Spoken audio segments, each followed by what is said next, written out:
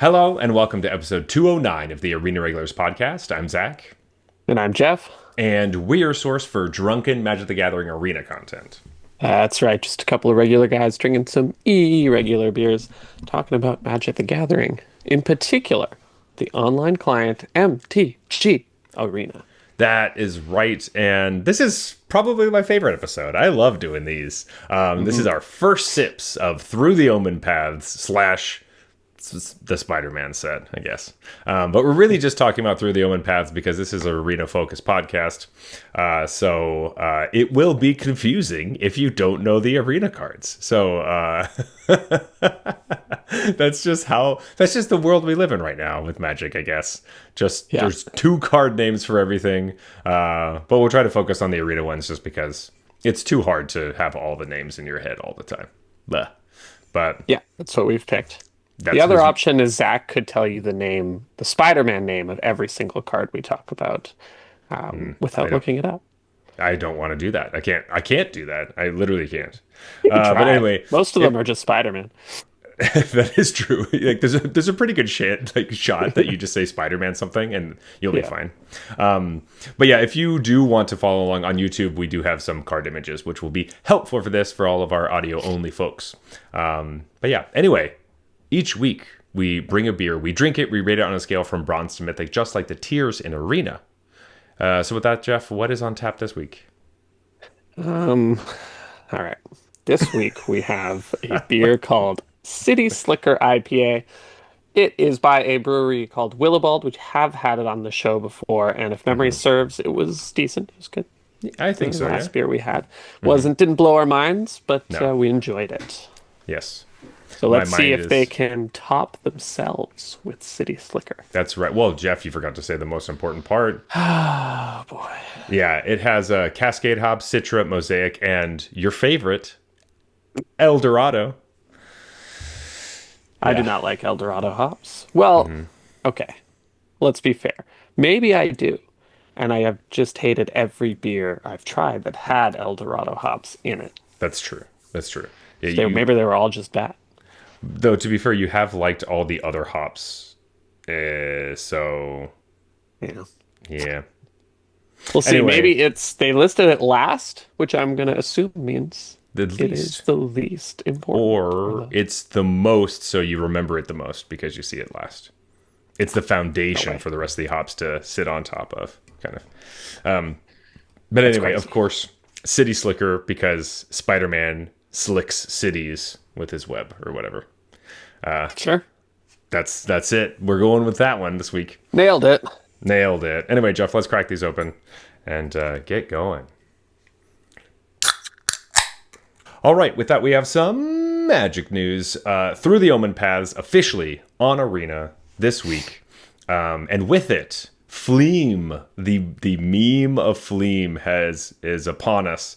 And boy, are they just going crazy. It's basically like WotC released this card. So if you're not familiar with Fleam, I don't know where you've been, but Norman Osborn's like arena version card, it's called Gobin, but on the flip side, that's the Green Goblin version, is Fleam, which is this little cute.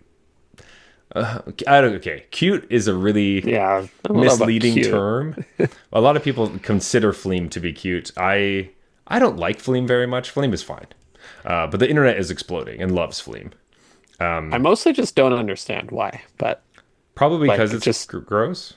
Is that it's just a thing? I don't know. Like I wouldn't think twice about this card, other than like, dang, the Green Goblin was cooler than. I know, but there's so many people who think the opposite, where they think Fleam is the best thing that's ever happened, and they can't believe they can't have a paper version of Fleam. That Fleam is only on Arena. Well, anyway, because of that, because everyone's loving Fleam, WotC rushed to make some sleeves, an avatar, and an emote for Fleam. And you can get them for free-ish, actually. So if you do one of these things before October 1st, you will get those cosmetics, which is kind of cool. This is a fun little thing that they're just kind of throwing at us. So you could open 10 packs of Through the Omenpaths. You could play one draft or sealed event, so that most everybody does that. And then you could buy the Mastery Pass.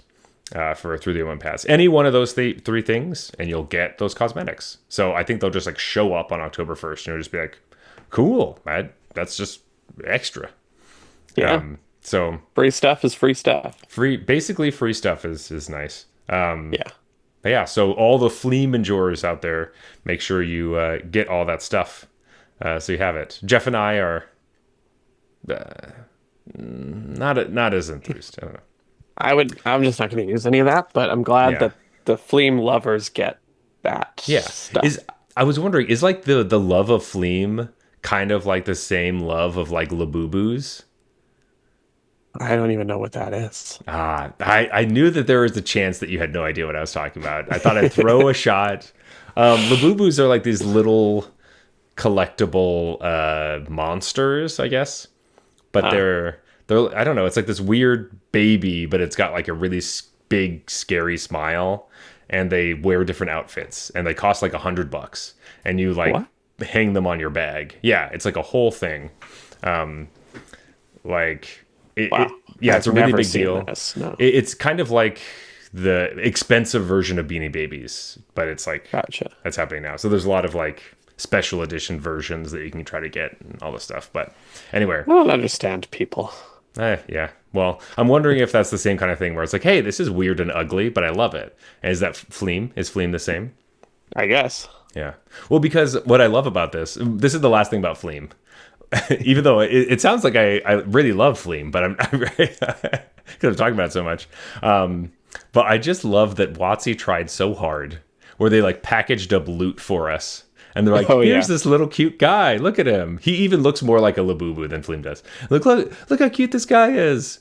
Like, this will be great. And then everyone's like, ugh, yuck. Who's that? Get him out of my game. I hate him. And then they randomly make a digital only version of a Spider-Man card, and everyone's like, oh my God, Yeah. he's the best.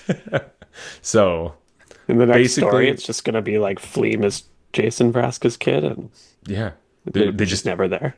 they just like swap out. Like loot never existed. It's Fleam now. Yeah. No, Who is Gobin just also? no, it's Gobin's creation. It's like his little. I don't think he actually transforms into from. Oh, I Gobin, see. I'm It's pretty not like the Green Goblin. sure. Yeah, it's not like it at all. That's why I hate it, because it's like that's just the thing that you made. Anyway, but this is not the last time we've seen Fleam. Just this couple, I don't know, days of people going crazy over this. Rest assured, they're working on a Fleam card right now for the future. We're gonna get this in a couple Sure. years. Yeah. Yeah. Sadly, Anyway. I think you're right. Yes, that's so. It's either you're getting Universes Beyond cards or you're getting Fleam sets. That's basically what we have now for Magic, which is pretty funny. But also, what we have in Magic is the Pro Tour. So this weekend is Pro Tour Edge of Eternities in Atlanta. Kind of funny that Pro Tour Edge of Eternities starts on the day that Spider-Man officially releases in paper. It just doesn't surprise me at this point. Anyway, September 26th to the 28th, you can watch all your favorite pro Magic players play some draft and modern. Yes, I figured it was going to be modern because it hasn't been modern in a while. exactly. So we're doing that, but the draft is Edge of Eternities draft, which is pretty funny.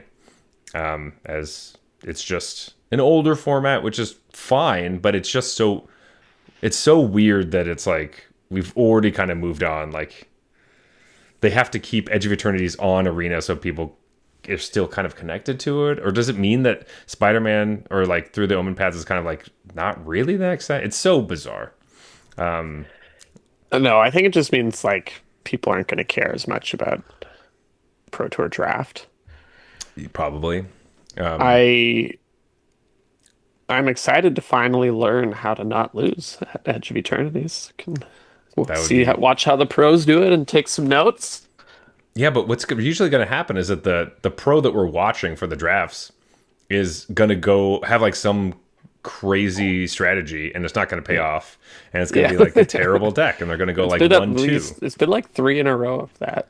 Yeah, or just like weird horrible decks where it's like, oh, they have the It's like worst a seat somehow. tough seat. Yeah. Yeah, and you're just like, man, you're just building like the one of the worst decks I've ever seen. It's like Yeah. a 3 out of 10. I'm Yeah. like brutal, man. Yeah. Anyway, The so fact that you won a game with that is very it's impressive. very impressive. Yeah, because it's I would have lost all of them. Yeah. Anyway, always exciting to see high level Magic. But another big thing is that this weekend is also they're gonna announce a ton of stuff. So next week Right. we're gonna get a bunch of more spoilers. I'm sure for Avatar. There's gonna be a bunch of spoilers for Lorwyn. I'm sure they're gonna announce a bunch of sets next year. There's a Jeez, whole yeah. there's a whole thing about a video that WotC put out about like the teasing a Hobbit set, like the Hobbit set, like the Oh, book, The Hobbit. yeah, yeah. Whether that's true or not, or what that entails, I don't know yet. But there was a little video. So anyway, the set just came out. There's a pro tour, and of course, we're going to learn about more sets because we have to spend money. But yeah, so more on that next week. Okay. That's it's a lot of stuff. We're gonna get previews for a set that comes out in 2 years or whatever. Probably, Yeah. or at least art for it. They like to do Yeah. that one. Speaking of cards and new cards, we also have more things. Right. So Arena also sprung on us. We have Arena Anthology 3 and 4 that are now on Arena. With they kind of just like came on during like they just like added it to the card pool with through the Omenpaths. Right. So these are on Arena. There's two separate ones. Our normal things apply to these, which we don't usually ever agree. You should just don't buy the actual whole grouping of them. Only craft the individual cards that you want, because oftentimes there's some interesting commons and uncommons, and a handful of rares that are cool. But Yeah, most of and these, there's always almost always a lot of junk that no one really needs, or at least certainly doesn't need four of. yeah. Well, specifically, okay. So this is my one thing about this is that there are two Arena anthologies. Arena Anthology number 3 actually has some Yeah. interesting cards. It's like cool old cards from just forever ago. We're playing like they're adding like Emrakul, the Aeon's Torrent, and Ulamog. They're adding Memory Jar, just like classic Magic cards. Umazawi's Jitte, like that's like just it's just cool to have on Arena, even though they're like all timeless essentially. Yeah. But those cards kind of make sense. It's like, okay, we'll spend some time to put these onto the client. It's nice to have Emrakul. Yeah.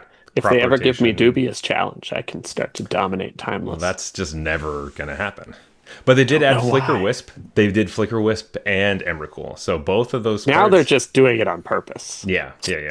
They're just giving me my whole deck, but no dubious challenge. No dubious challenge. You'll have to find a new challenge, less dubious. No, I like the dubious one. But anyway, so that's pretty cool. And it also just gives some extra stuff for like Cube and things like that, which is fun. Arena Anthology number 4 is just a pile of stuff. This is so clearly like we had these cards coded already. We might as well just give them to you. Exactly. So I didn't even realize that you couldn't code these, or you couldn't craft these ones before because they just seemed so useless. But I didn't think about it at all. yes. So basically, what they had said in the article is that there were a bunch of cards that they had coded onto Arena for the Momir events, and Momir is like it's a weirdo event where you get random cards depending on how much mana you tapped to do this ability you get to do every turn, because your entire deck is like lands. Anyway, there's just a bunch of random 9 mana or 8 mana giant spells that you couldn't craft, and now you can. So, which I get, like, it would be really frustrating if you're playing Brawl and you're like, well, this card's on Arena for this event, but I can't put it in my deck. Like, what's that about? I would be Sure, like, yeah. yeah, that does suck. But I don't even know if I would have like advertised this and called it Arena, like I would have just made those cards craftable. just do it quietly. You don't have to make a whole announcement. It'll just be like a thing that just happens one day, and then Amy the Amazonian will tell everybody. Like that's basically Yeah. what you like. Make it a She's like, sentence if you want in the arena updates. yeah, You like know? that's all. But anyway, in general, these are interesting to see, and I wonder how far we're gonna go. Like, are they ever just gonna try to put legacy onto arena kind of thing, or they're just like adding OG duels and just everything? So turn We'll see, timeless yeah. into their own kind of queue. But anyway, okay, that's not what this set or this episode is about. But there's a lot of random Magic news stuff. So Yeah. cool to have those on Arena. But yeah, Sure, more cards, you know. I don't think I'm gonna play with any of these ever, but more cards is more cards. So yeah, more options for more people. There you exactly. go. There you go. All right, let's get into it. Through the Omen Paths, pick 2 draft. Actually, sorry, I did not finish my Magic news because I have some gripes. I got my gripe corner Ah, or of whatever it course, is, yes. We gotta hit Zach Scribes. which What? is for this set. Can Watsy's communication be better? That's what I want. So you know what? I'm going to retract my statement from earlier that said they should have just like made these cards craftable on Arena. Because the Okay. fact that they made an announcement at least shows that they're trying to give us some information that's correct. That's correct. It's been a wild string of incorrect information coming out Yeah. around. There's an article that went up basically explaining pick 2 draft, and it had like a breakdown of like what the prizes were, and the prizes were exactly the same as regular premier draft, except for a trophy was 4 wins and you only could give up 1 loss basically. So once you get 2 losses or 4 wins, your run is Yeah. over. But the actual price structure was the same, where like 3 wins was the same and 4 wins was the same and 2 wins was the same, where it's like 2 wins you get 250, 3 is 1,000, and 4 is 1,400. And the actual event fee is 900 gems, or like I think 750 or something like that in gold. Anyway, that seems pretty brutal because it's like if you go 2-2, you only get 250 gems. That's rough. And so I was like, yeah. wow, this is pretty crazy. Like you really are go 3-2 or you're just screwed. Yeah. The actual set comes out. That's not the case at all. That wasn't true. That was just a lie. Like if you go 2-2, you get 800 gems. So you only lose 100 gems. So actually it's really reasonable and a good deal. Right. Why would they advertise a terrible deal Terrible deal. when in fact they're planning on offering a good deal? Yeah, because it's just them being lazy and copy pasting shit and not knowing. And they're like, "Oh, it's just the same thing as the other one." Because Yeah. all those ones lined up with a premier draft. And it's like, well, what is going on? Or it And was then I went, AI written or something. yeah, you go back to that article, all of it's changed now. So it looks like it never happened. I was like, well, I have the Right. screenshots to back it Yeah, up. we took screenies, baby. But this is just crazy. I'm just like, this is so confusing. Yeah, like we had someone in our Discord who was made it into the qualifier weekend, and they were going to start practicing for standard because they were traditionally a limited player. They played in the sealed event, got into the qualifier weekend, and Wizards had an article saying that the qualifier It weekend was- was standard, so they were going to start practicing standard. And I was like, I'm pretty sure it's sealed. Like it's always the same format as the one you used to qualify for Qualify. it. Yeah, through the And then play. we were able to like hunt down a different source also from Wizards that said it was sealed. So it was just like, this is so ridiculous. You have like on your an official arena announcement, like arena updates, you say it's standard.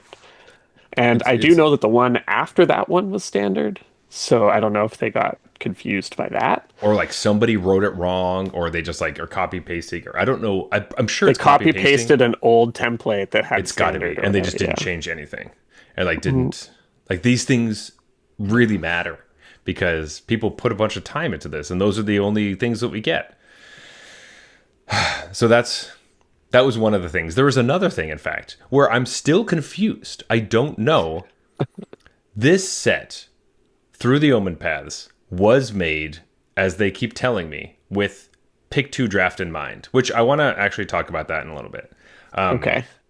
But they're like, pick two draft, you're supposed to be playing with pick two draft. There's only 180 something cards.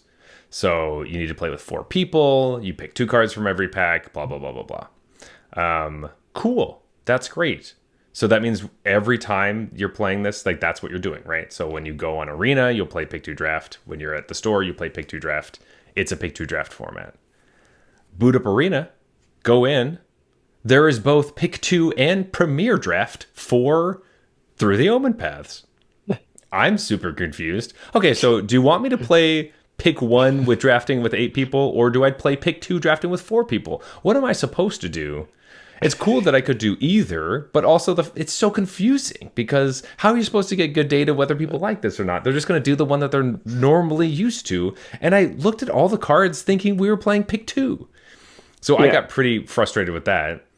And it turned out that they weren't even supposed to put that up because that got taken down within a couple hours and people got refunded. And so it was like accidentally there. It is so weird. I don't know what is happening. So it's just like a string of all these things that like really make me lose confidence in what's going on.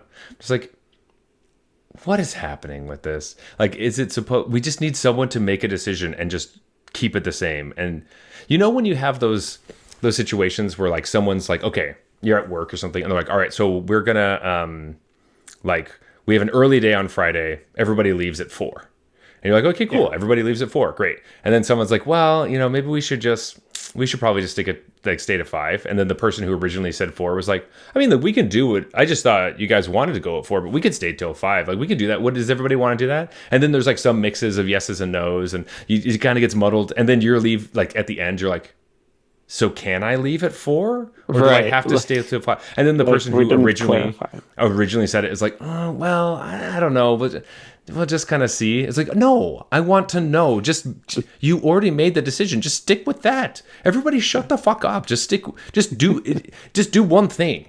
And that's what's happening right here. It's either 4 or it's 5. Yeah, I need to let my wife know when I'll be home. It's just not, and it doesn't really make a huge difference. But like, if you wanted to offer both of them, say you're going to offer both of them and offer both of them. If you're going to only offer one, say you're going to offer one and just offer one. Don't mix it up and just tell everyone and just make that, yes, this is the thing. We're doing this thing. This is the way it's going to be. And don't ever let anyone try to steer you away from that. I don't know. It just drives me, the wishy-washy stuff drives me nuts, man. I get so worked up about it. But anyway. Apparently. Yeah. There's some other stuff like leaking out of me that may not specifically be about this actual event. That's, you know, maybe some other things in my life that happen to also have this type of thing that, but it just bleeds into everything that I'm looking at. Anyway, sorry, rant over for now. There will be more. So it is pick 2 draft and only pick 2 draft, correct? If you're playing best of 1, yes. You can play best of 3. I have not played best of 3 yet. I don't know anything about best of 3. All I know is best of 1 is pick 2 draft. Yeah, I don't play best of 3 limited anymore. So. Yeah, because the prize structure isn't what it's not as good. Yeah, it's also not ranked, so it's like, I know that's the thing for me. Yeah, but anyway, Jeff, what does like designing a set for pick 2 draft mean to you? I think you can go a little heavier on synergy. Okay. Like in a typical draft, you have this problem of when do you pick up enablers for a synergistic strategy? When do you pick up payoffs? Mm-hmm. I think it's kind of interesting, but like generally what you want is the payoffs. Mm-hmm. And then you hope to find the enablers later. But getting stuck with a whole bunch of enablers is, and then nothing to like make use of that is a deck that doesn't do anything. So you want the payoffs and then try to pick up enablers later. But with pick 2 draft, you can pick 2 both at the same time. Because that's what happens. It's always in the same pack. You get like 3 packs with fucking nothing in it, and then 1 pack that has all 3 cards that you were looking for. Mm-hmm. And you're like, and And then then you you're take like, one of them, and then you see nothing ever again. mhm, And you're like, if I could have traded this whole pack just for those three, that one pack, like, mhm, all my picks, I'll trade them just for like pack three, whatever it was. Um, but obviously, you're not allowed to do that. yeah, But yeah, so I think in pick two draft, that's kind of what I would be thinking about if I were designing. Like, what are some things that are classic sort of A B decisions in regular drafts? mhm, And we can kind of build more around those things because now you have a higher probability of getting them both. And also with the smaller card pool, you can really lean into synergy too because there's going to be, you know, there's like if there's just a greater density, I guess, of the synergistic cards within right, the total number of cards. So, yeah. And when everything's legendary, you definitely want multiples of all these great cards oh for your yeah, I deck. want like five Spider-Mans. Yeah, with the same name.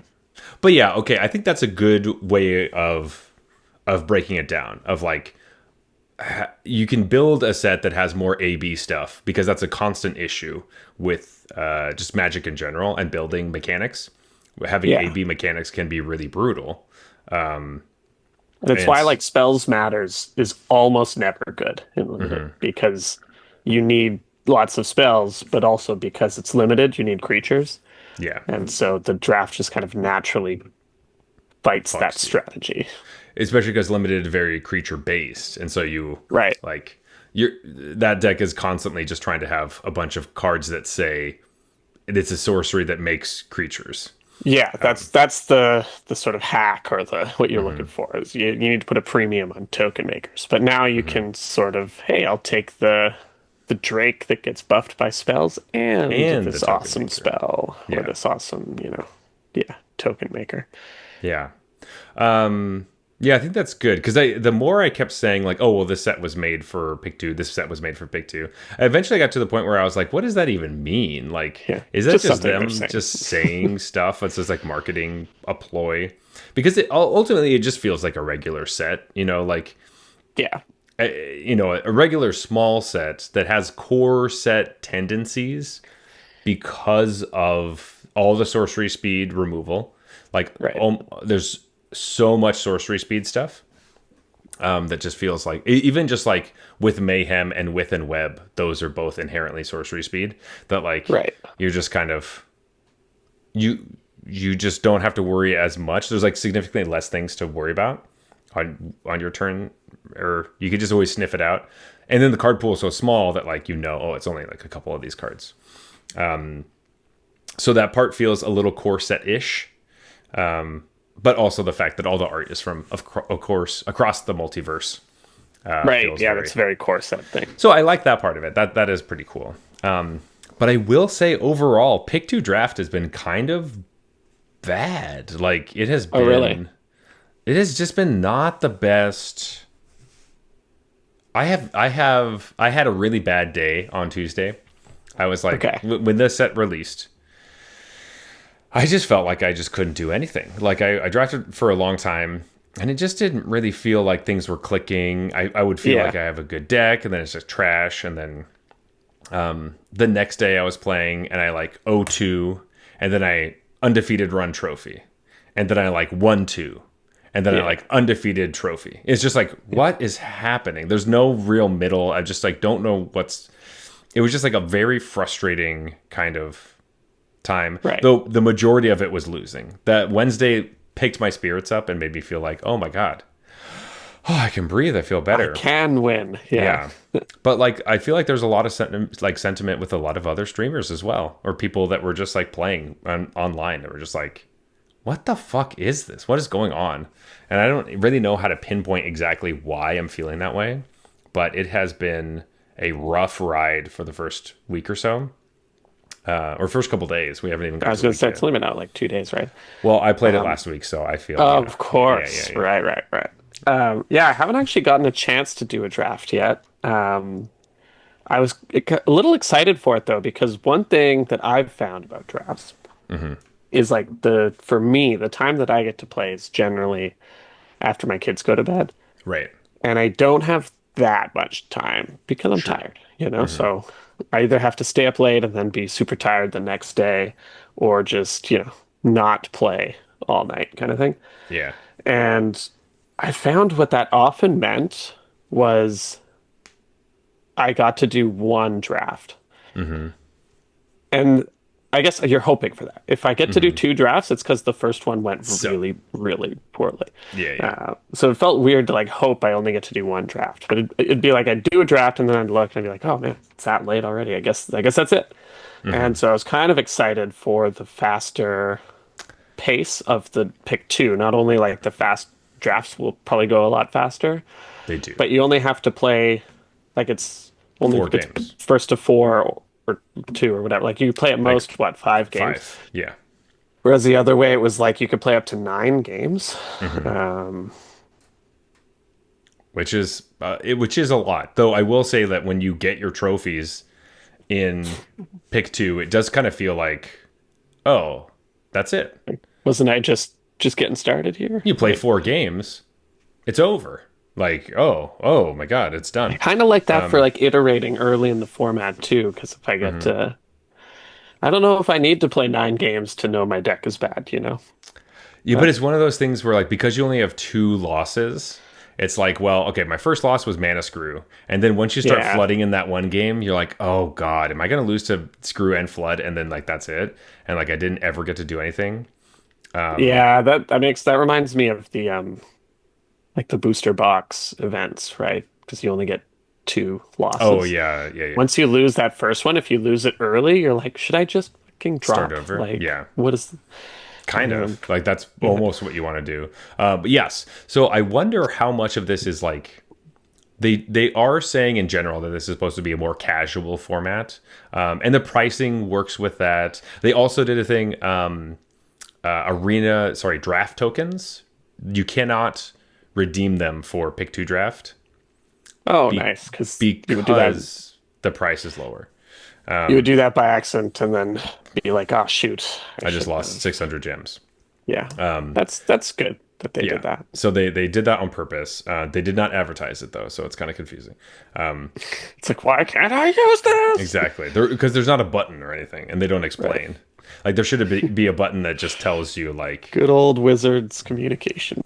yeah. Which I'm just Knowing them, I'm guys. surprised they didn't post somewhere saying you can use a draft token for these drafts. Yeah, like well, that's what everyone expects, right? And this is Yeah. one of those times where they did the opposite, where they're like, we specifically made it so you are not allowed to do that. Probably because I'm sure they'd get way too many like customer service Definitely. issues, and they'd Yeah, be they like, would get don't too want to many do that with that. tickets. Yeah.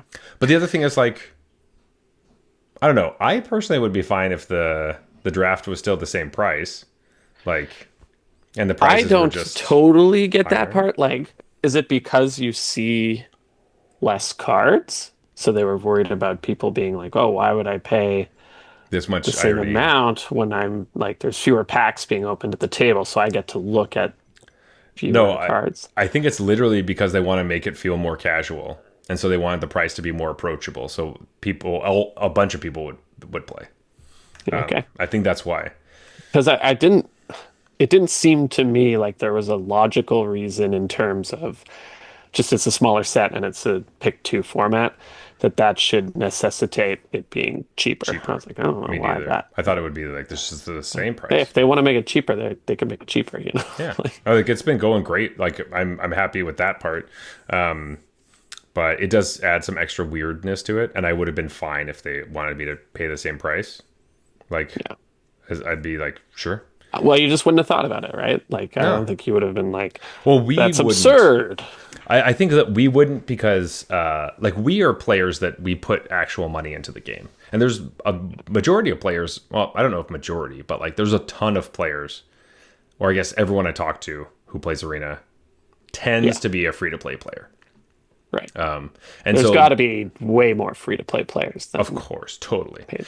So I think that edge of it being more approachable and it just being like, significantly cheaper, but you still get a pretty good payout, and it, being a little more, the prices being a little more flat, so that, if you go 2-2, you don't get wrecked instead of like 3-3 In True. Premier Yeah. Draft, you lose 500 gems, and this you lose 100. So like you can draft way more by going like 500 or whatever. 50%. Yeah. Yeah.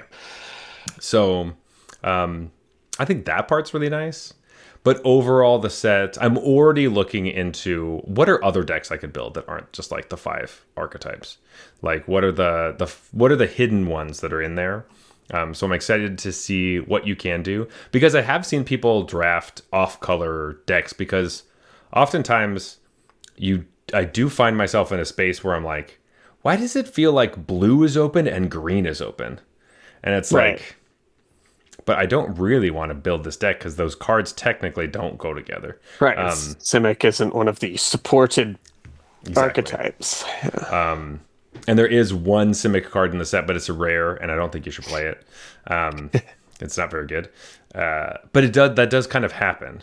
And I want to Yeah. see, like, can you do that? Because almost all of my decks have been, like, 3 colors, in the sense that I, like, 2 color splash something.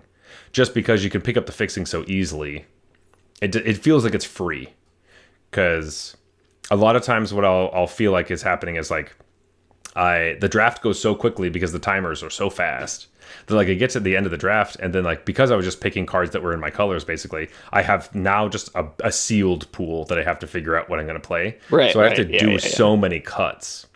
So now I'm like, okay, I'm just going to take shots all over the place and like just make sure I keep a line where it's like, okay, my first picks are just like a couple, like a removal spell and a good rare from my pack. And then you slowly go like, okay, I'm trying to take black cards in every pack, but then I'll also pick blue. I'll also pick red, and I'll see where I go. But I'm trying to Yeah. keep my base black.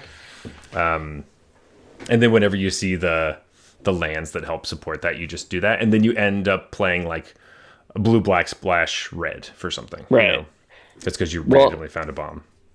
I mean, some of the early results in our Discord, I've just been sort of perusing at what people are winning with. And there's been a lot of these sort of multicolor soup Yep. things that I wouldn't have expected to see as the start.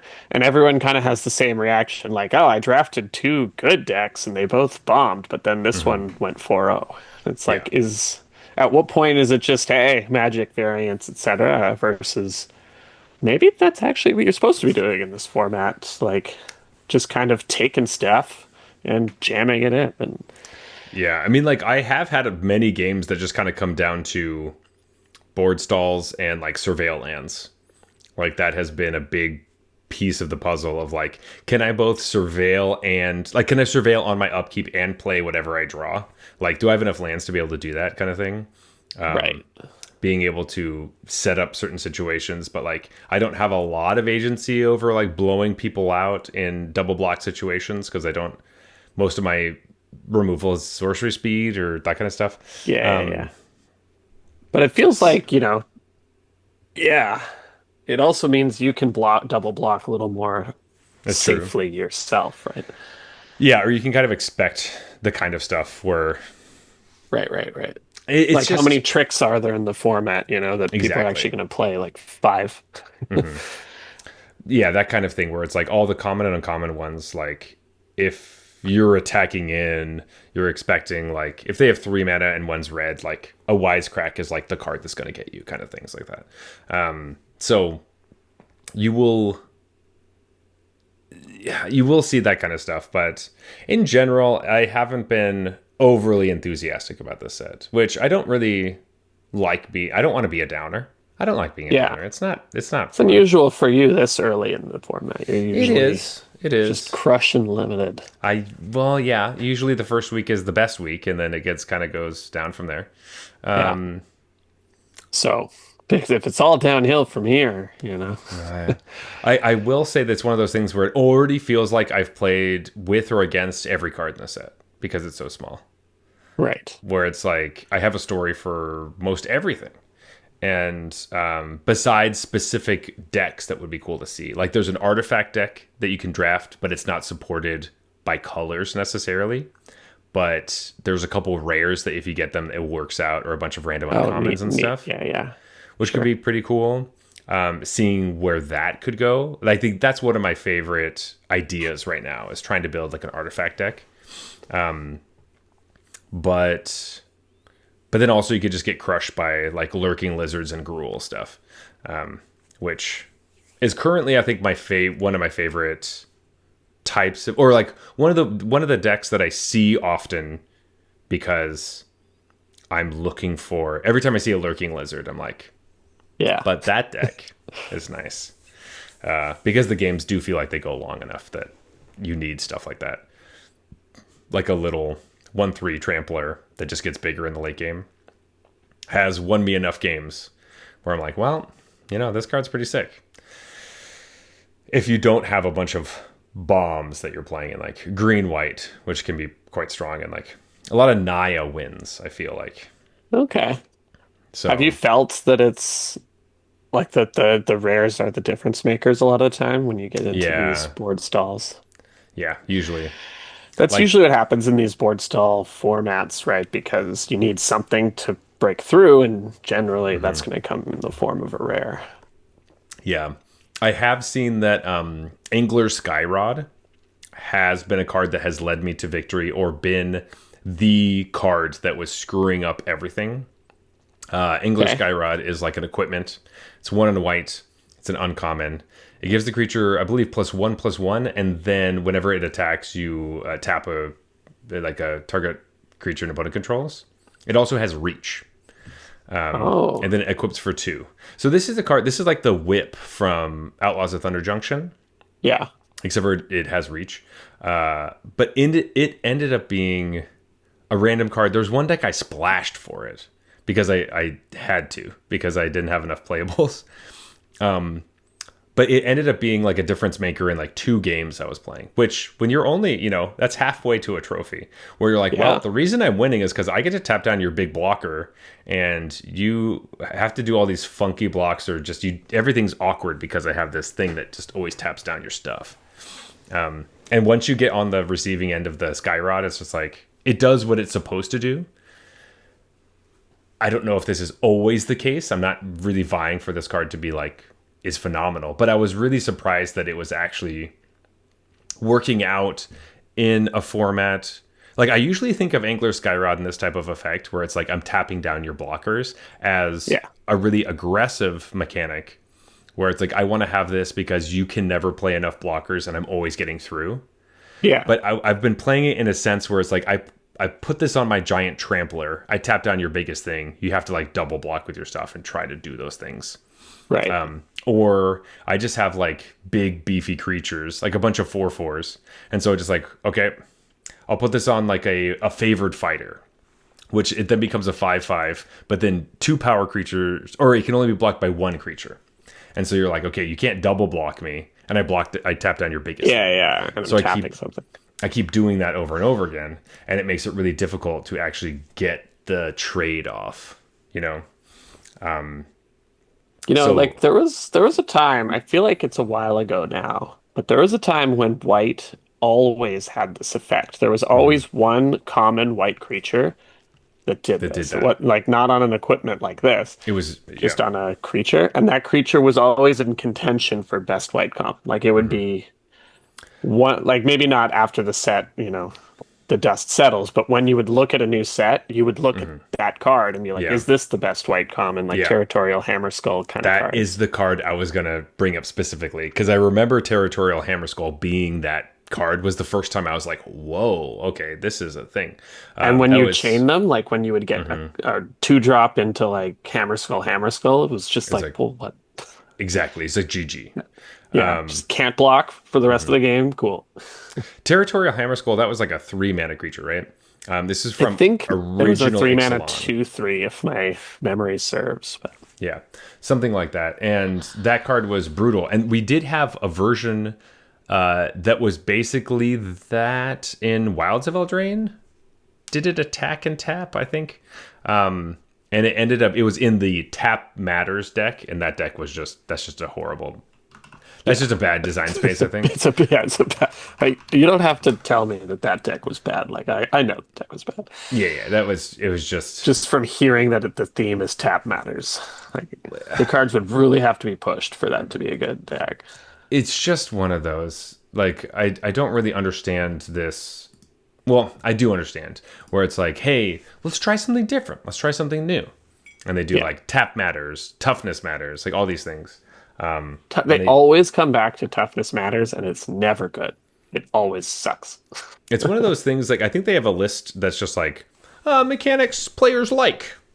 Yeah, Yeah. people like But this that you one. can't do too often, you know. Yes, and they just like Like bring the it whole back. toughness matters, or like uh, dealing damage with your toughness instead of your power. Like they love to throw that in every once in a while. They Yeah. had like the was the last set where they just randomly had that standalone card that did that, and it was bad. Yeah. It was like, why is this card here? Like, it I just, actually will have to say that there were a couple times where I was like, people had played that card against me, and it was just annoying enough to have the stupid, like, I think it had vigilance. It was like a 4/4 vigilant creature. I was like, yeah. and then randomly I would like attack into stuff and be like, right, that stupid thing is going to get, it's going to trade now because my 4/4 I don't think it was trades a with this. 4/4. I think it was a 3/4. Well, not when it was in combat. So, Because they would have to like making it a 4/4 would be even more. That would upset me even more. oh, The card is a 4/4. wait, that would be that we need more cards like that, which is like, hey, I care about your creatures having different powers and toughnesses, but I have the same power and I toughness. myself do not. I am a square, but everything else has to be these different angles. That's hilarious. That's so funny. Watsy needs the designers need to do a little more trolling with they, cards like I that. think they do, Yeah. because people will get pissed. That's Yeah. so funny. Also, the fact that that creature was a 3/4, it should have just been like a 1/4. Like they often do that. I don't know why they. It just makes it confusing enough that Yeah. like I get that maybe it's a 3/4 because then if you want to fight out of combat or blah blah blah blah blah, then it has a big enough power. But like, No, it's because they were worried about cut down in standard. yeah, because it cut down. Jeff, Which they knew that may or it may had not rotated. have. I think it actually rotated, yeah. for that set. So they didn't have to worry about that. When they were designing it, maybe they were thinking about Let's cut just down. make it a 2/4 or whatever. Who cares? Maybe it means cut down is coming. They're gonna That's bring a cut sign. down back Yeah. in like Avatar Yeah. or like whatever. Oh, Now, please don't. Avatar, that seems like a set where they could print Dubious Challenge. They could actually. That would be pretty interesting if they brought Dubious Challenge to Avatar, The Last Yeah. Airbender. They are Man definitely. can dream. I'm currently watching that show for the first time, so there are some challenges that could be fairly dubious. There's definitely a Yeah. character that is exactly like he just feels like a dubious challenge. He's like a Nice. weird, crazy guy who you're like, okay, you could Holding have some out hope. funky stuff to say. That'd be a cool reprint. Probably not, but WotC has showed that they do not care about that card and they think it's a design mistake. They may have completely forgotten about it, to be honest. Yeah, I'm pretty sure the file got shredded. They're actually trying to hunt down all copies of the card and destroy them so that no one can ever prove it existed. Well, maybe this is your chance to go buy all the copies of Dubious Challenge to make sure I that do they have can't do like that. 8 copies. 8? You need way more than that. You got to be triple digits, buddy. Like Because those are I think rookie I had a numbers. play. Didn't you buy me some? Is that what happened? I had a play set, and then somebody got me some. Maybe it was Ryan, but somebody got me like another play set in a different language, and they were foil or something because they were dirt cheap, and It's just I obviously play them. So yeah, I have a ton of dubious, and I probably opened some too. So I'm sure that I have like 10 dubious challenges. I should buy you some more Dubious Challenges. I don't Yeah, think you have that's enough what I yet. need. Yeah, I need yeah. more. Yeah. I don't know where they See- are, but Well, see, there you go. If you don't know where they are, how are you supposed to play them, Jeff? well, they're not legal in any formats that I play.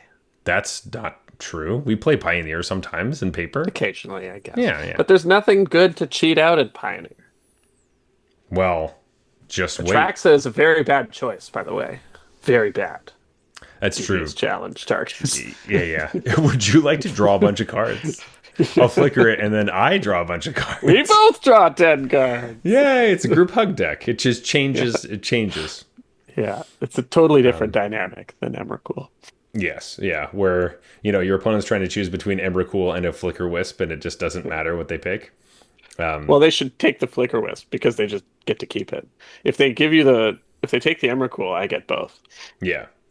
Um, it's still a terrible decision. Yeah, I mean, Yeah, yeah, if you don't have an answer for the Emrakul, you're still going to lose. But yeah.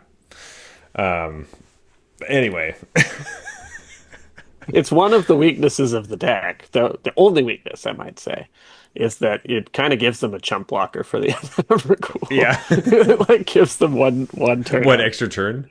Yeah. So you time walk yourself, basically. Yeah. Oh, God. Well, uh, Unless you have Tristani, because Tristani takes everything that you own back at the end of the turn. okay. Yeah. All right. Yeah. Deck's really coming together now. Yeah, it really is. Really, really is. Um, I had a positive, well, a non-zero win rate with that deck. nice. Nice. That's a good way to put it. But anyway, Jeff, do you want to go to our worth a slots? Do you want to talk about cards we think are worth a slot in your standard decks? Sure, yeah. So our Awesome. worth of slots are just that. They are cards that are we think are worth a slot in your standard deck because the most important currency on MTG Arena is no, no, it's not gems. It's not gold.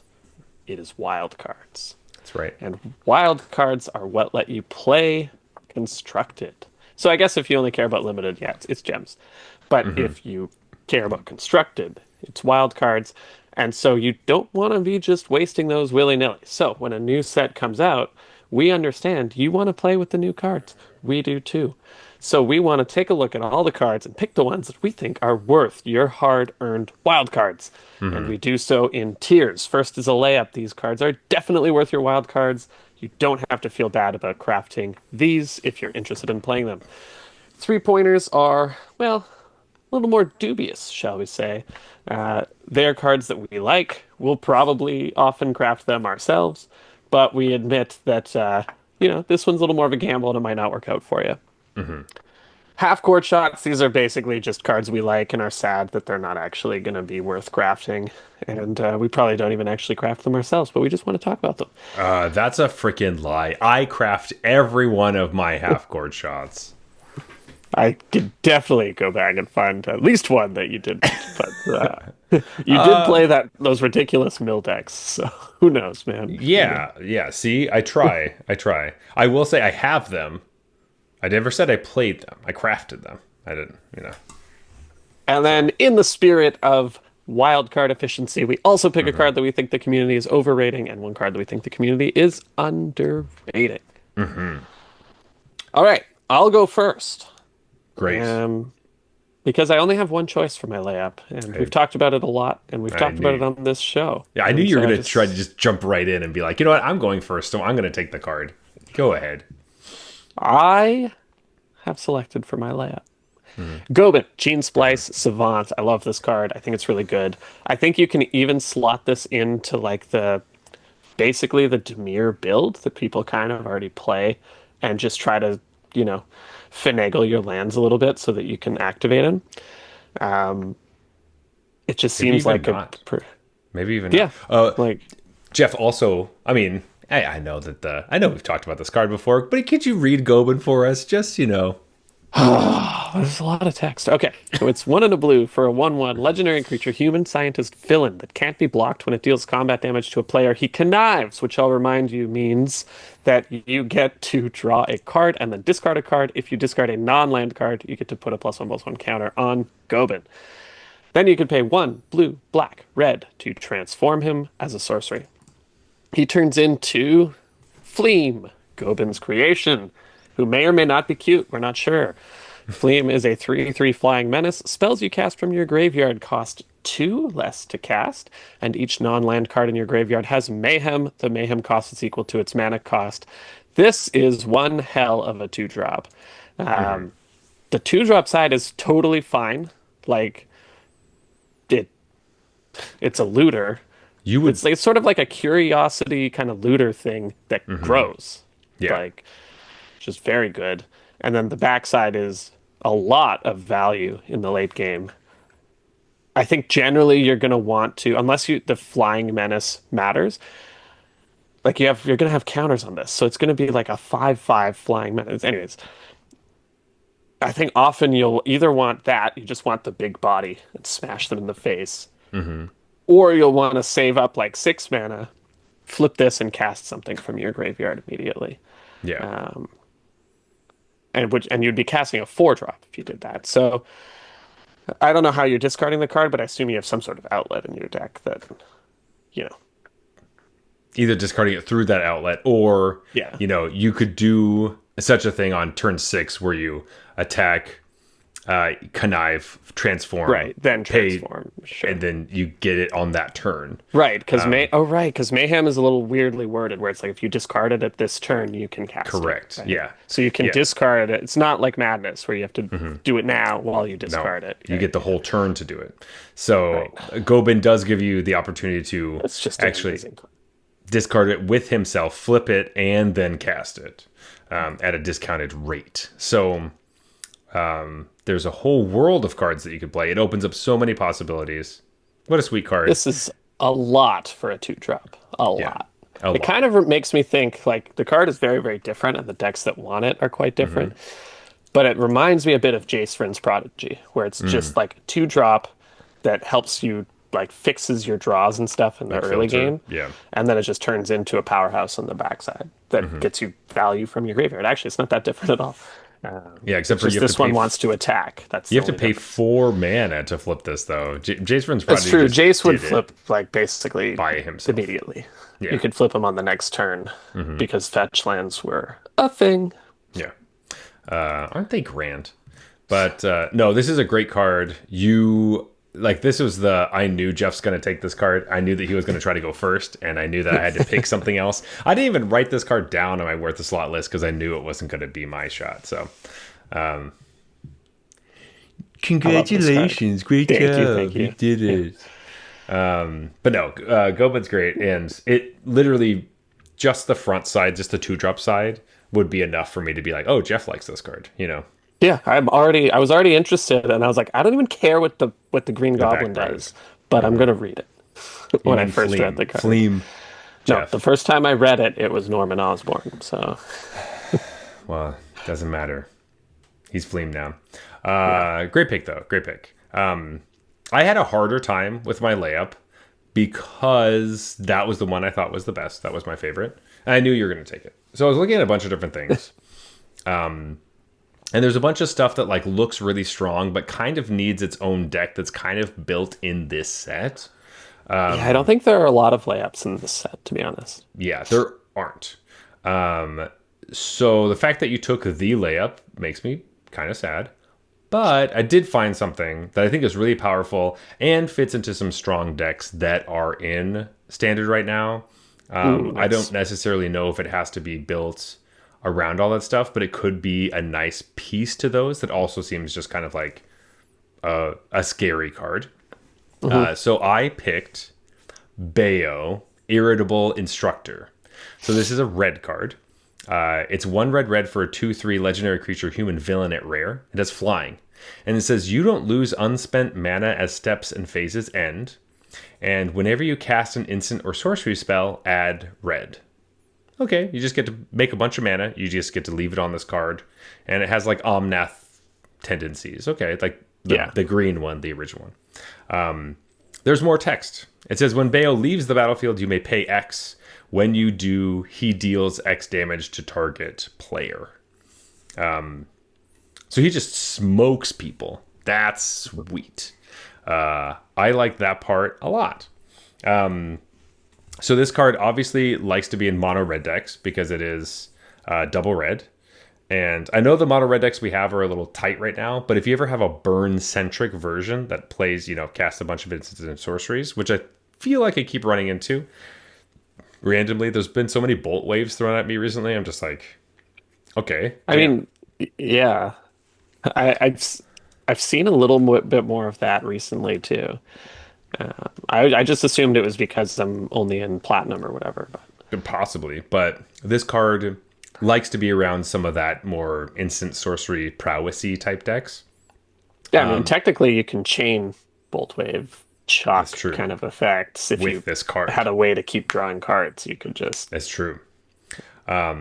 Also, in VV, you get a bunch of mana, you draw a bunch of cards.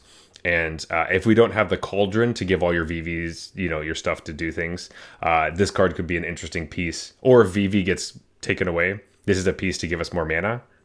wait a So minute. Is this VV at home?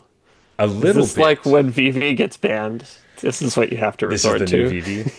That's part of why I picked this as your layup, where it's like if VV gets banned in November, which I'm pretty sure it will be, this is Well, probably it what we're has to. going towards. Is this thing? It Yeah. is double red, which kind of changes it a little bit, and you also only get red mana, which doesn't help you draw cards. And a lot of the cards in that deck are blue currently, where you like cantripping and stuff. But you But could your build. your main thing you really care about it has harmonize, right? That's true. It does have harmonize, and this doesn't grow, which VV does, which helps you harmonize stuff, Hmm. and that is also blue. But the fact that when it dies, it can obviously smoke people. That's really great, and just dumping all your mana. You float your mana at the end of your turn. You would want it to be closer to red because this is specifically only red unspent mana. So building more of Right. a red version of the deck, which brings You know me what I to hate about this though is the VV players can like act if they don't have anything to do with all their mana, they could just keep it all. that's true. They can just float a bunch of red mana 40 and just keep mana it. or whatever. I mean, that is a reason. Then you just need a way to have this thing die, which basically means like you just hold it up and your opponents can never attack you You because just then you're just degrade it. like you just die. Oh, I guess you abrade it yourself, yeah. But the third deck I thought about is a new one, Ooh, which is Rakdos Mayhem. Seems possibly interesting with this card. And one of the okay. reasons I kind of like it is because you get to play Desecrex. And Desecrex is the Carnage card that we had talked about early on in the set. Right. But it's Yes. 2 black red. It has Trample. I don't have it in front of me. That's why I'm I kind of also saying love this that off of card. memory. Uh, But it has Trample, and when it enters the battlefield, you get to return a creature with mana value 3 or less from your graveyard to the ah, battlefield. It attacks each combat if able, and whenever this creature deals combat damage to a player, you sacrifice it. And Desecrex also has Mayhem, which for Rakdos, black, red. So yeah. having maybe not your whole deck is revolving around Bayo, but it would be really interesting if Bayo was part of that equation where you're like floating some mana, you have some stuff going on. You get to do the Bayo thing once, it's in your graveyard. Then you just slam a Desecrex and it comes back, and then you do that thing again. And when you attack and they can't block, you get to blow itself up and then kill your opponent. That seems pretty interesting. So I think there's something here with this card, and I think it's worth crafting Bayo. I think you'll be happy that you have them, and you will find a way to utilize this card, whether it's one of those 3 decks. I think it's a good choice. Yeah, I was looking at this card too. I think the only thing that made me a bit standoffish on it was I wish that obviously if it had haste, it would be awesome, but I wish that it did some damage coming in, like even if it just Yes. pinged them or some, or when you cast a spell, if it's the first spell, it pings them or something like. Maybe it's a little DV-ish, but Yeah. um, I wanted it to like do something the turn it was played.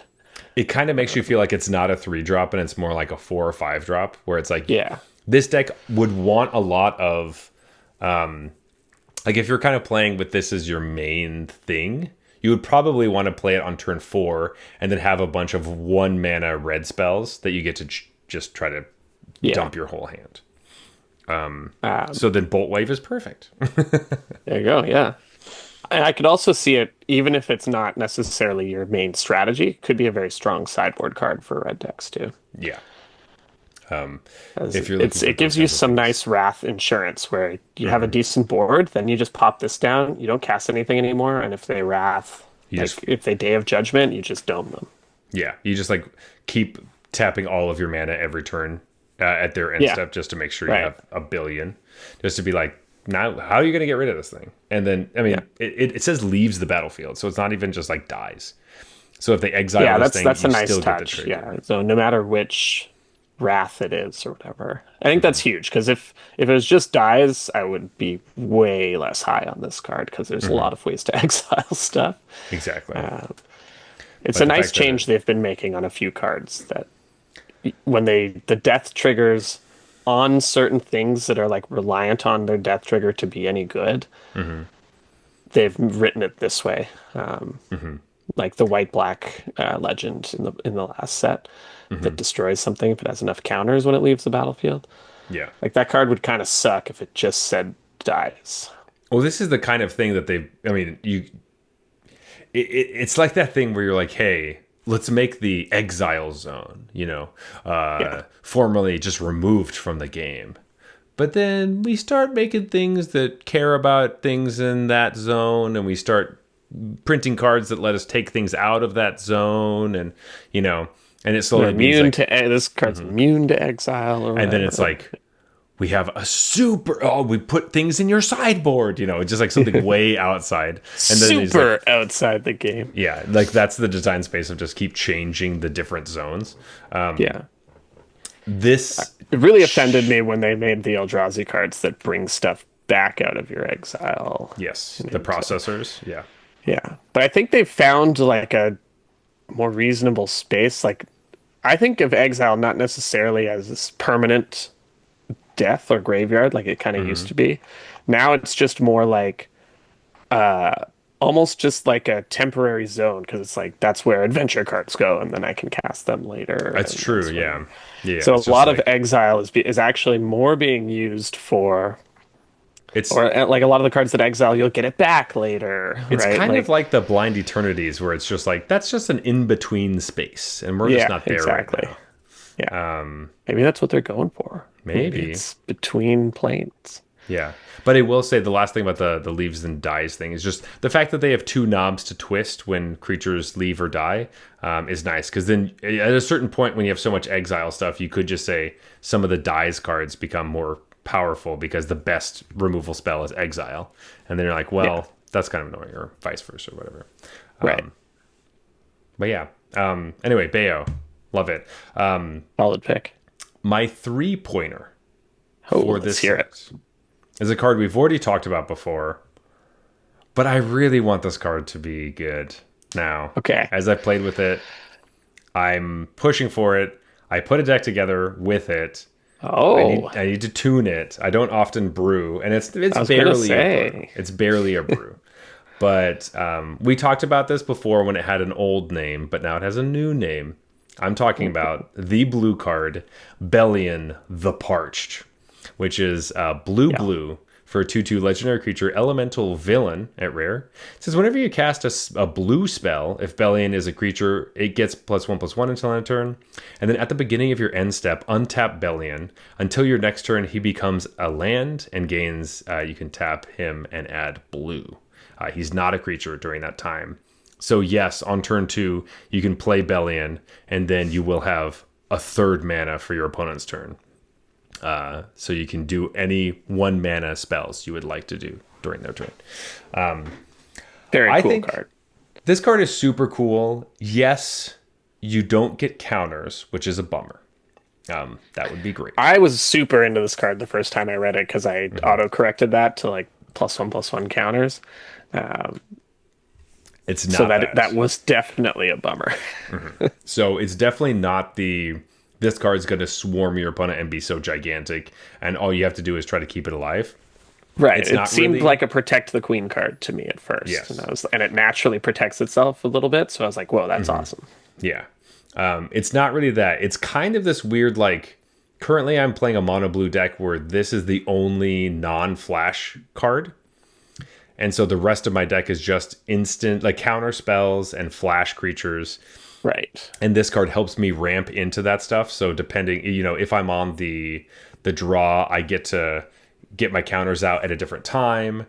And being able to play Spectral Sailor off of this on turn 2 is nice. Like, things like that. end up being pretty interesting. It makes some other like one mana, like I love Spell Pierce, so having Spell Pierce on turn 2 is really nice. Spell Pierce and this card were like made Mhm. for each other. And it's this constant weird thing where like on your turn you're like, oh right, I only have 3 mana, but then on their turn you're like, I have 4 mana, and then on your turn Right. you're like, wait, I only have 3 mana again, and it just like gets kind of, you have to, your brain has to work in a certain different way, which I always love cards that kind of do that, and this Yeah. one is in such a strange way. And I like how it like it's so interesting that it incentivizes you to cast spells on your turn, but But helps you cast spells on your opponent's turn. yeah, so it does one or the other, and you have to kind of choose. It's like, is Yeah. this a my turn? Play my cards on my turn, or you basically do all or nothing. It's like all on my turn or all on their turn. That's kind of what Yeah. you're trying to figure out. And there's certain turns where you're like, okay, now it's just I'm gonna play all my creatures to make this deal an extra 5 damage, or not 5. That's way too much, but an extra like 2 damage, 3 damage. I think if you have 5 spells to play, yeah, just do it on your turn. Just do it in your turn. But if you're playing a bunch of just Spectral Sailors and like Ilvoid Galeblades and stuff, you're like, well, I just want to flash this at the end step and stuff like that. It's been a Right, really which interesting deck. I think that currently, the reason this is my 3-pointer is that currently the space of the deck has been taken up primarily by it. It has a similar play pattern to like Dimir, right. but with more flash options. And I think that Dimir just has a better job of like killing stuff when it sticks.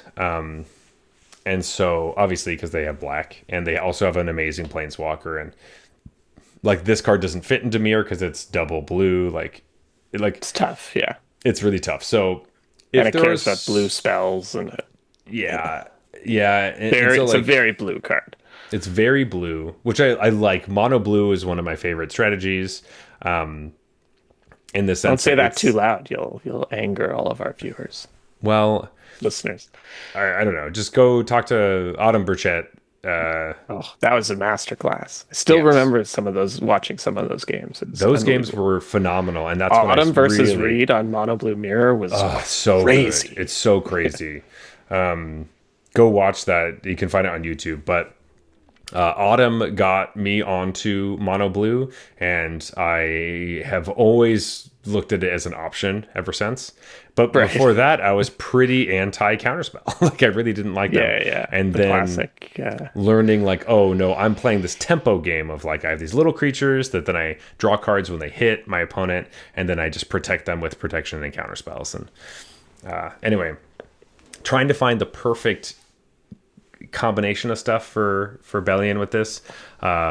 This is like another enduring curiosity type of deck, except Yeah. for like I just feel like I'm not.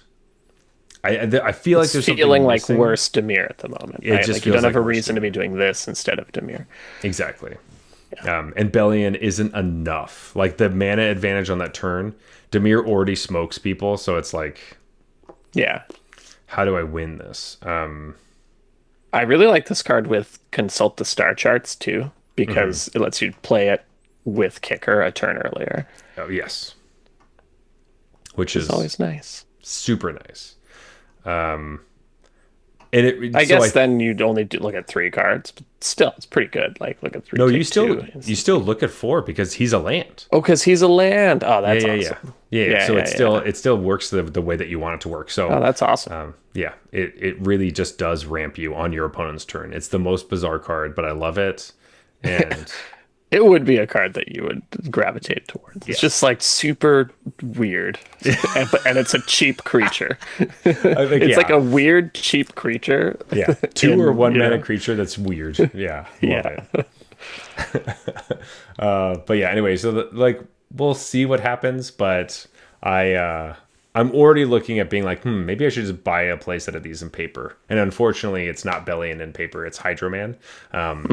But then I'll just have them, and then maybe I'll build a really cheap deck, and that'll be fine. So yeah. Cool. Anyway. Good pick. Good pick. For mine, I wanted to pick Desecrax actually because I like that card, but I didn't for 2 reasons. One, we've already talked about it a lot, but 2, I can't, in good conscience, recommend a red black card at the moment Wow. because there's no blood crypt. I know. No blood crypt. Give me blood crypt. As soon as blood crypt comes, then I might craft that card. But until they give me blood crypt, until it's confirmed and craftable on Arena, and I can put it in my standard deck without it telling me my deck's illegal, I will not be crafting that. So I actually instead also picked a weird 2-drop. Ooh. So the card I ended up going with that caught my eye, so to speak, is Terran Tusk, Unwisely Awoken. I'm excited to read this card. This is So, yes, yeah, please. so this card is 1 and a green for a legendary creature Spider Boar Hero. It's a 2/2. On ETB, create a food token, and then other spiders, boars, bats, bears, birds, cats, dogs, frogs, jackals, lizards, mice, otters, rabbits, raccoons, rats, squirrels, turtles, and wolves you control get +1/+1. Nice. That's a hard one to get through. So, first off, I've actually been playing a lot of bats lately. And I actually really am enjoying the deck. When I've played standard like the last little while. You've been playing before- green bats? No, that's the only problem. I don't know if it's worth going into Abzan just for this, but like a Lord in that deck would be huge because they all have lifelink and stuff. You know, the extra power goes a lot further when they all have flying and lifelink. So that's cool. But also, I just think this is going to turn on a lot of strategies that were previously just missing this kind of effect, right? Like, Yeah. especially with obviously Bloomburrow, there were a lot of these kinds of kindred, Batches. Yeah. like exactly. There's sort of mini batches of creatures that had cool little synergies, but sometimes you're like, I just need my creatures to attack. Like, kindred decks really do require a lord. They just, for the most part, they kind of just need that, or at least it really accelerates the strategy. So this also just kind of gives that to a lot of decks that simply didn't have it before. I love the design of just like choosing a bunch of these, but most of them are not super common creature types.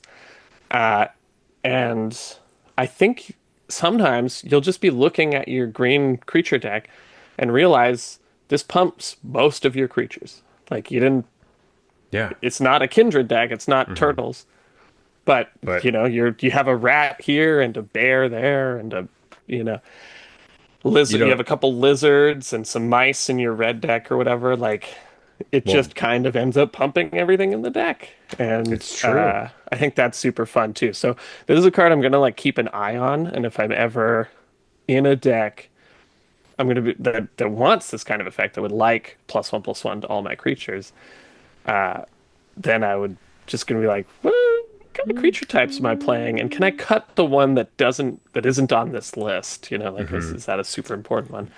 And a 2/2 create a food lord for 2 is good. Like that's It's good. good. Card. It is good. You So need your lords if you're at making 2. use of that +1/+1, this is a very, very efficient card. So I don't know, just always. This was, I think, the first card I saw in the set, a Spider Porker or whatever. And I was just like, wow, that's awesome. I like that.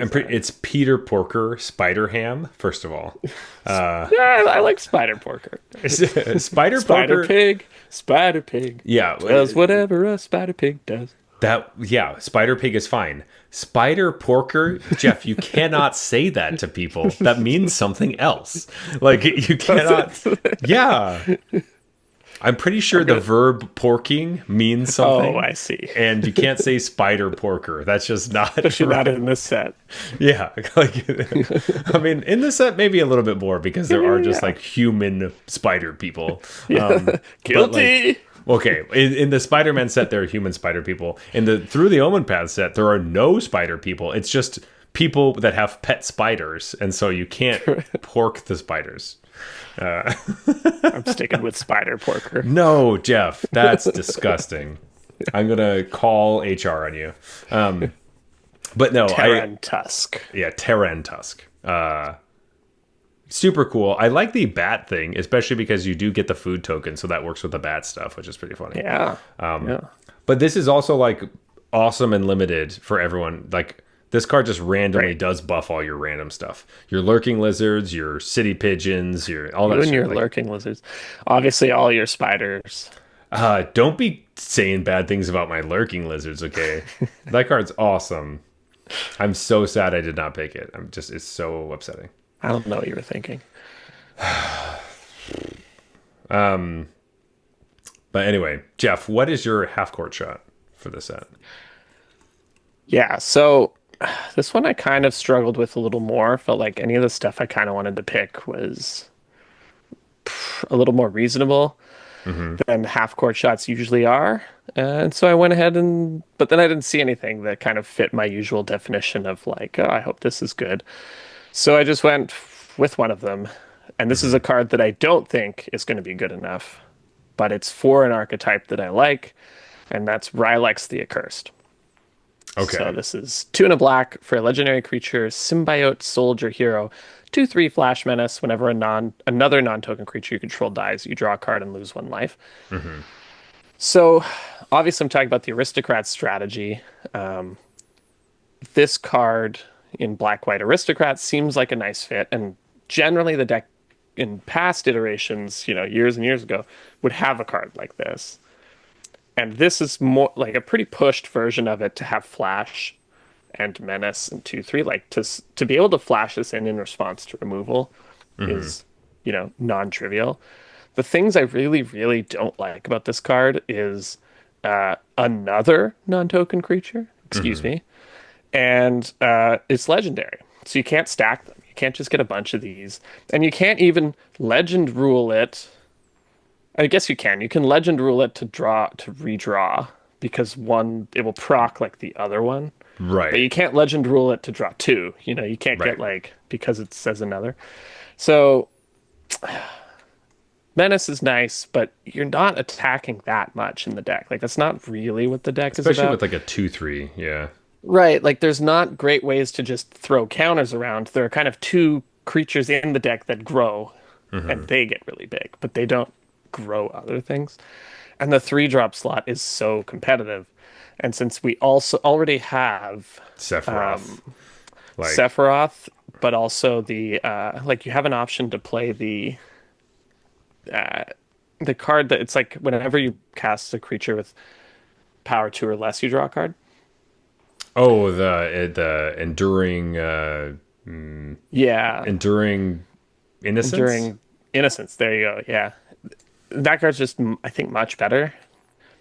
Like Yes. it draws you 2 cards per turn cycle, anyways, because you And sack it stuff is that dies into 1/1s and it's whatever. resilient and And you have like Anafenza as a 3-drop option. Like I just don't. I think the 3-drop slot is too competitive, and this has they kind of hamstringed this a bit with too many kind of drawbacks, and the upsides they gave it don't super matter.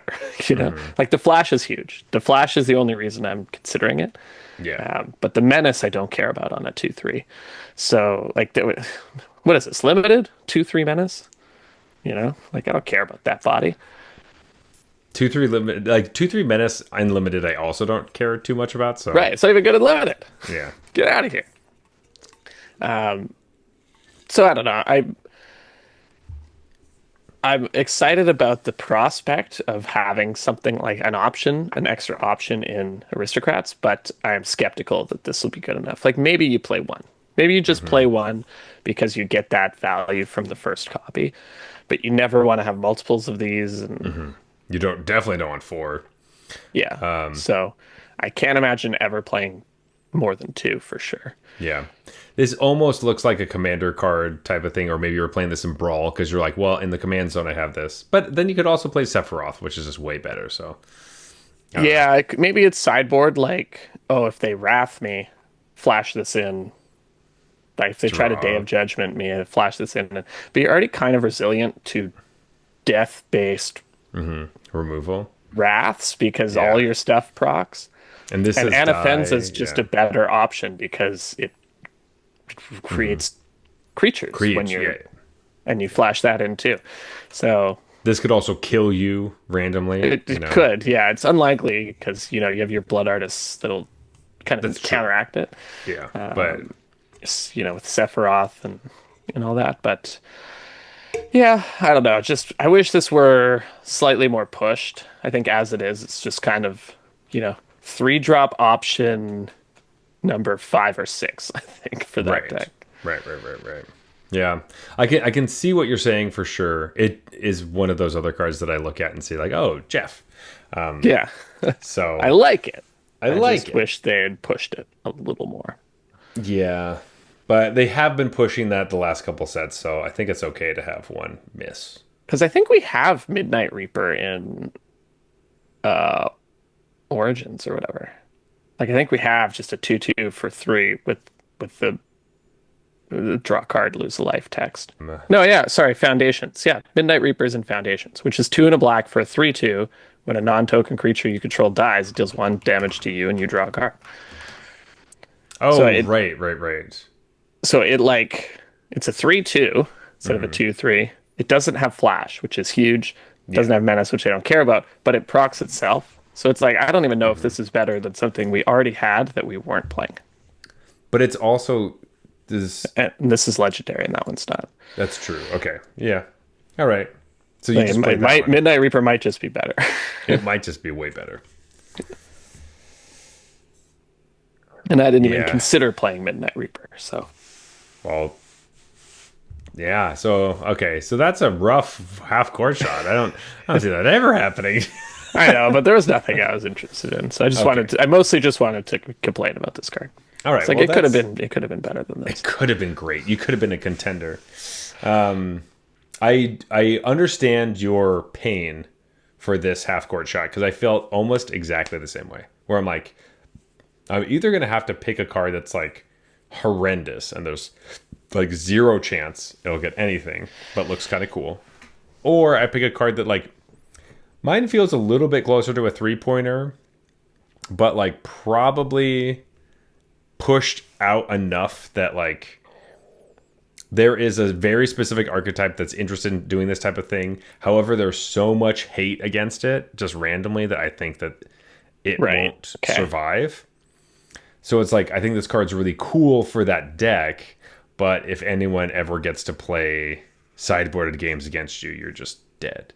So maybe it's like maybe it does stuff in best of 1, but like in best of 3, it's just really I don't think it's completely horrible, but I think it's a really cool card and an interesting way to do this thing that it's trying to do. So the card that I decided to pick for my half court shot is Cavero Mind Bitten, which is 2 blue-black for a 4/4 legendary creature, spider human hero at rare.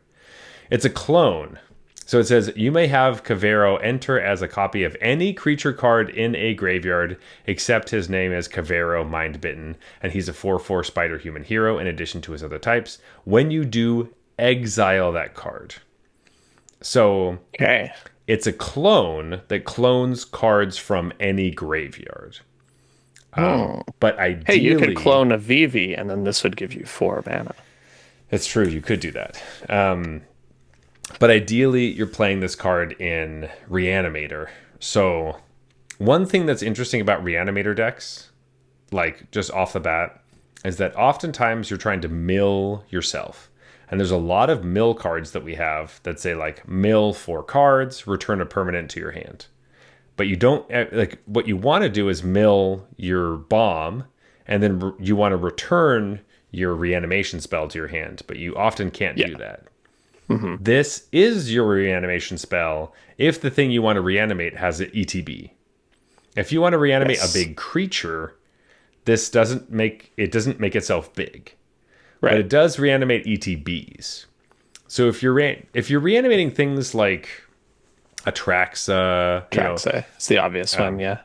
obviously we don't have that anymore. So like if we're talking about like we can reanimate Sin from Final Fantasy, that card works.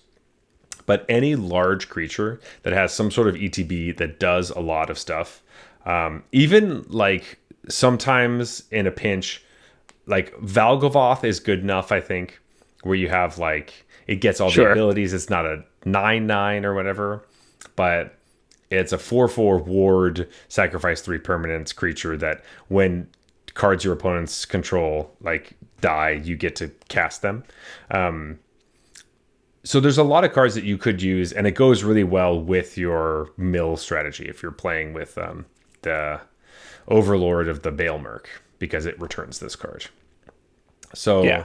seems like a kind of fun deck. I've seen this deck in action. So this isn't okay. even something that like I have made up completely myself, but I wanted to highlight this card as like really interesting. However, I do think that if people have like know what's going on at all, they can get rid of this. Yeah, The Reanimator's dicey, especially when it's like the best deck in the format is playing Agatha's Soul Cauldron, which means it's not only a main deck answer to this from that deck, but everyone is packing main deck answers to Agatha's Soul Cauldron, yeah, which will also counter this. yeah. Unless their main deck, thing against Soul Cauldron is like a braid, so this is fine against that. But everything else, Yeah. if there's any Usually, graveyard stuff. But everyone's ghost vacuums, everyone's rest in pieces come rest in peace. Yeah. Like it just completely shuts your deck They'll down. at least have that in the sideboard, right? Because the best Yes. deck in the format is I don't even know if it's fair to say it's weak to it, but it's a slight roadblock for them. Yeah. So I mean, your one rest in peace gets rid of 4 of their cards in their deck. It does do something. Or I don't know. I always draw like 2 rest in pieces, and they just didn't draw anything that cares about the graveyard that game, Oh. and I get smoked, and I'm like, fuck this sideboard card. I hate it, but I was bringing it anyways. Yeah. Okay, but I still think you there's should, but there are some cards within this very set that I think are interesting for this that I would like to bring up to you. First, I think this card is interesting with anything that has haste, because then this gets haste. And so maybe Scions of the Ur Spider, which is flying first strike, trample, lifelink, haste, and at the beginning of combat, other spiders you control gain flying first strike, trample, lifelink, and haste. That's a neat one. Or the one that I really think is cute, it's actually an uncommon, Zakao, Predation's Shadow, which is 3 red, red, green, green for a 6/7 vigilance, trample, haste. When it attacks, if you've cast a spell with mana value 4 or greater this turn, you get to draw a card. So is that like the win the game turn you're hoping for with a Reanimator deck? No, but it is a 4/4 vigilance, trample, haste draw card. Right? Like, that's not that bad. that's true. That's true. It is the completely different colors, but yes. Well, yeah, you're never casting Zakao, even if you're a Gruul deck anyways, so what's the difference? But okay, fine. How about Niche Pinnacle Pariah? That's what I was setting you up for. I wanted you to say that card. All right, give it to All us. right. I was saving the best for last. So this is 5 blue black for a 4/8. We don't care about any of that because our plan is not to cast that, and it won't be a 4/8. But it does say other villains you control get +2/+2. Your maximum hand size is 8, and at the beginning of your end step, if you have fewer than 8 cards in hand, draw cards equal to the difference. Now we're talking. We just need to pack our deck with a few other villains. All of a sudden, we got a 4/4 that pumps our board +2/+2, which is huge, and draws us, probably 4 or 5 cards. Yeah. And the only thing you have to worry about having niche in your deck is running out of cards in your deck, because you're already trying to It's mill not optional. and then you're drawing a bunch of cards. So for every card you cast on your turn, Just play like 200 cards. You're fine. I have seen that recently. That's crazy. I will like to say, in that situation, you have a spider human hero, Cavero, turning into a villain, which you never see. You always see the villains turning into heroes and like tricking the hero. But maybe we have the hero turn into a villain, trick all the villains. Hey, that's Marvel. Get your notebooks out. I got a new movie for you. It's gonna be amazing. You're going to love it. Yeah, it's a bunch of characters that you don't own, actually, because we made them up instead of using yours. Use these But ones. use these ones instead. Make a Everyone will vi- be so confused. It's the new like through the Omenpaths multiverse, like cinematic universe. Oh God. Yeah. But yes, All I think right. I something. love that pick though. Yeah, I totally looked like I didn't see this card. It's a nice one. it's super interesting. The one hilarious thing about this card I want to say last is that you do exile the card that you reanimate ish. So like it's kind of so against itself because it's like you pick the card and then you're like now it's gone, and then like if this card dies you're like well nothing good to clone anymore. Like They've that. been moving that way anyway, though. Like reanimator spells put finality counters on Yeah, and do stuff like the that. thing, so you can't just like keep getting the same card back. Yeah. But like you could also just play Yuna as well and just like loop your stuff. So like there's some weakness to this card, but I do think that it's a really interesting card. Yeah. And I like that it's a 4/4 and blue black. It reminds me of the Scarab God in that way, where you're like reanimating Right. stuff with the 4/4s. That's a nice Yeah, tie yeah, yeah.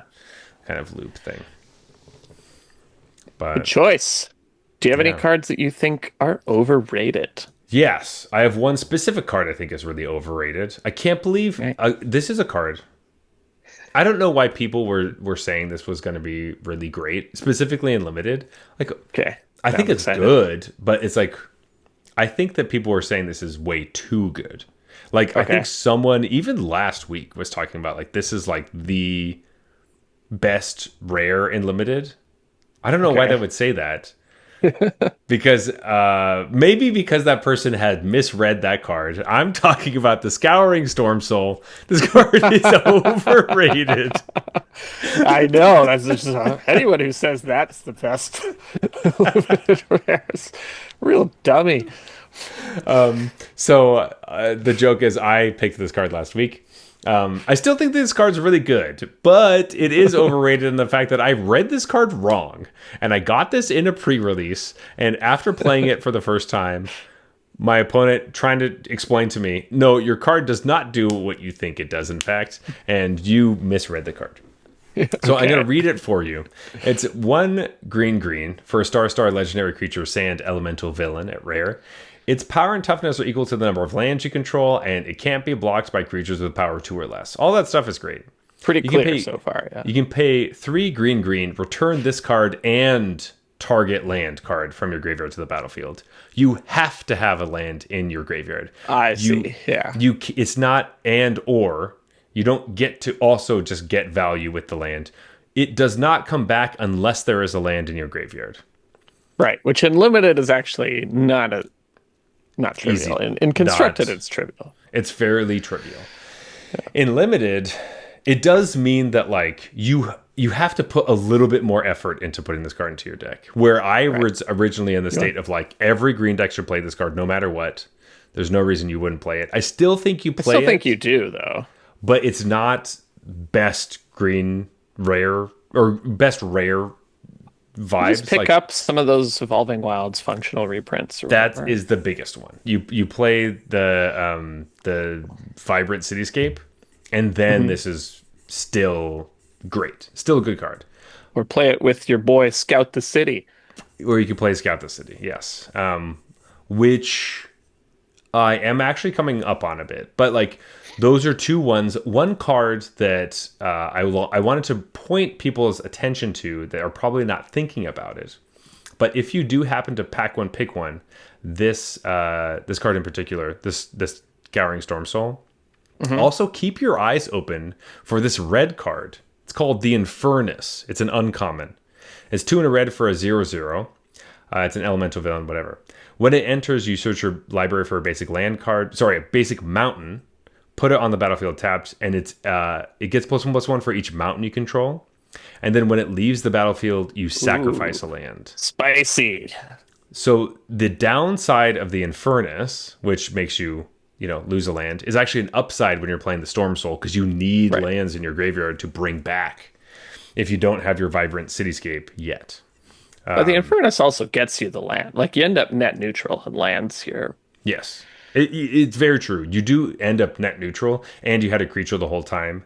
But I think primarily this card in general kind of looks like a mono red card, weirdly, and you don't necessarily. It's not very good by itself. Right. But in a Gruul deck where you do have the Storm Soul, which, to be fair, like the Infernus goes around very easily. So it's like the Storm Soul player, if you want one, you can probably find one. Yeah.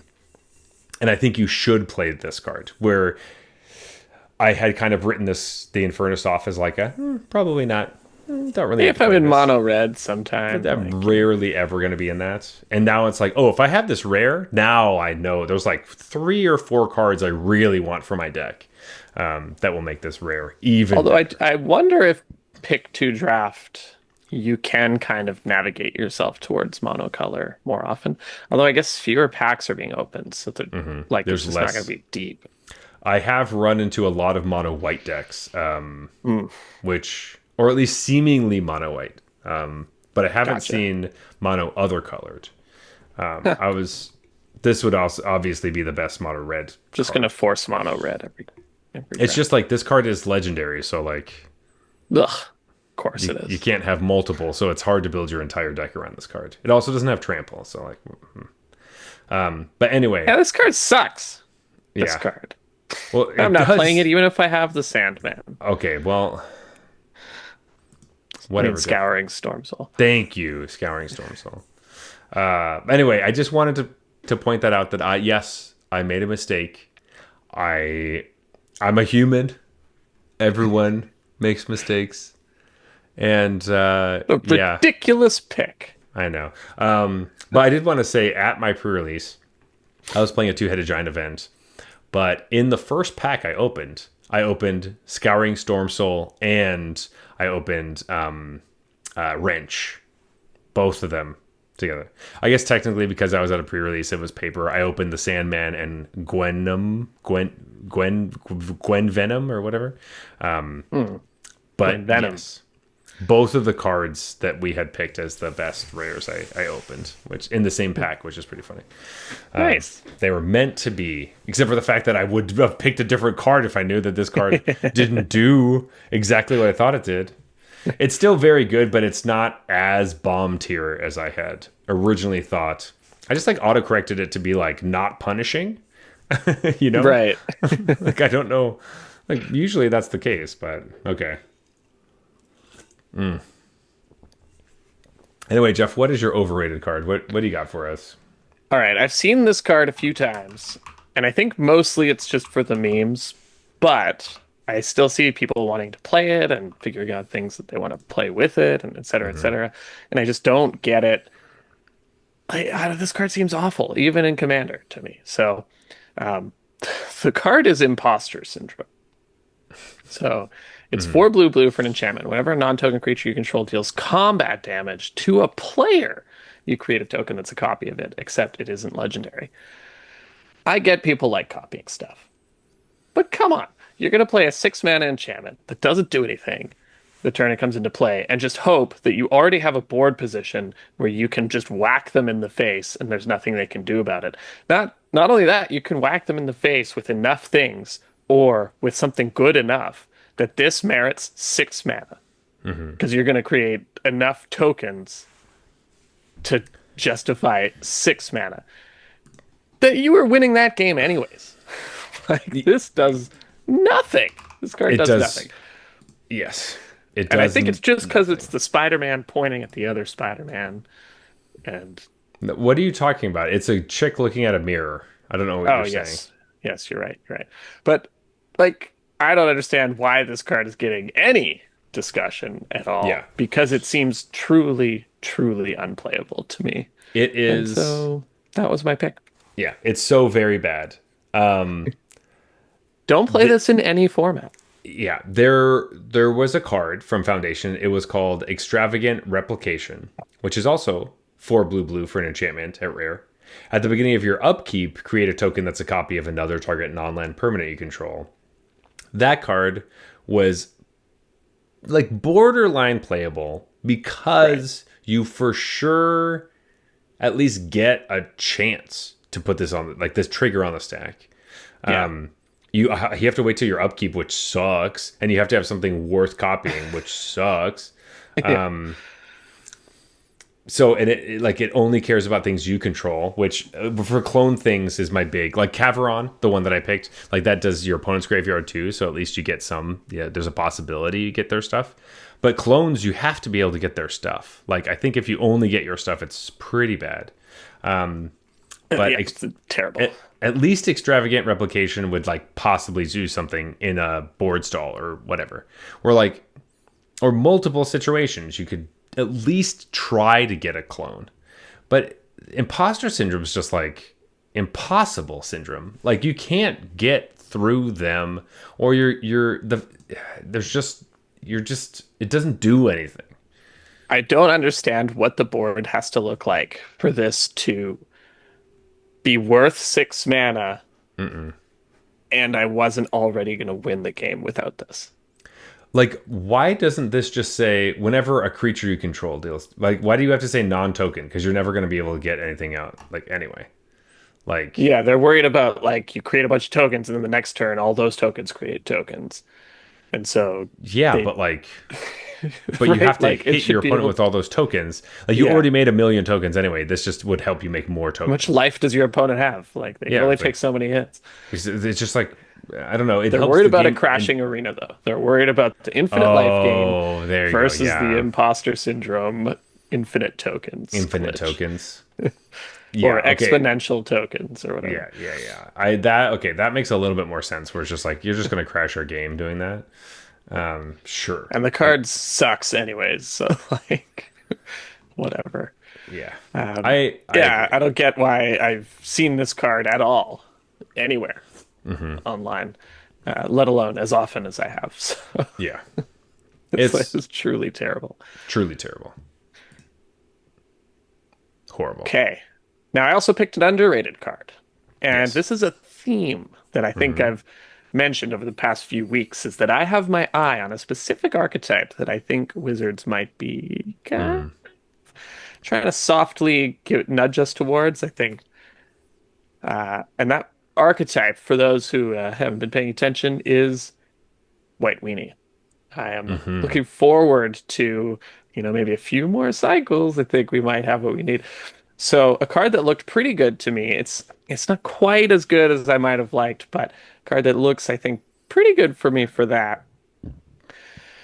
There were a couple options. I ended up landing on a Demi of the Silk Shoots. So this is 1 and a white for a 3/2 with Flash. You can pay 1 to give it flying, which obviously I don't love, but hey, 3/2 Flash flying for 2 would be nuts. So they gave, yeah, they put that rider on it. But the money text here is 1 and sacrifice it. Creatures you control gain hexproof and indestructible until end of turn. This type of effect is necessary for a mono white deck, for a white weenie deck to survive. Your plan is to flood the board with creatures.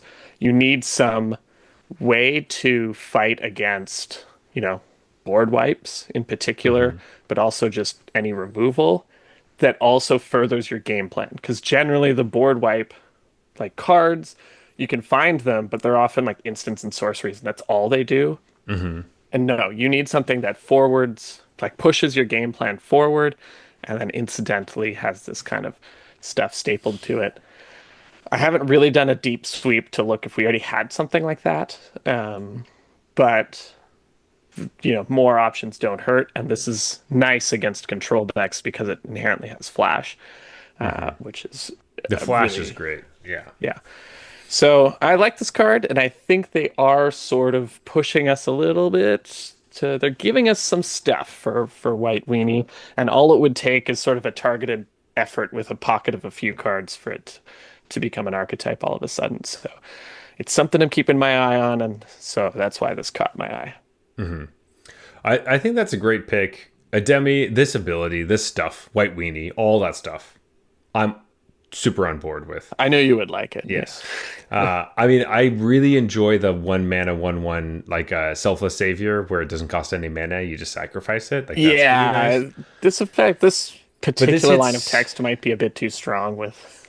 without having to pay any mana for it. Yes, yeah, that's true. Getting your entire board. But some of our viewers or listeners have pointed out that Lorwyn is coming up at the beginning of next year, and Kithkin are a Oh thing. boy. So That's what we're ramping up we for. could be ramping up for a mono white weenie Kithkin thing. So thank you to our listeners for shouting that out. Yes, very good.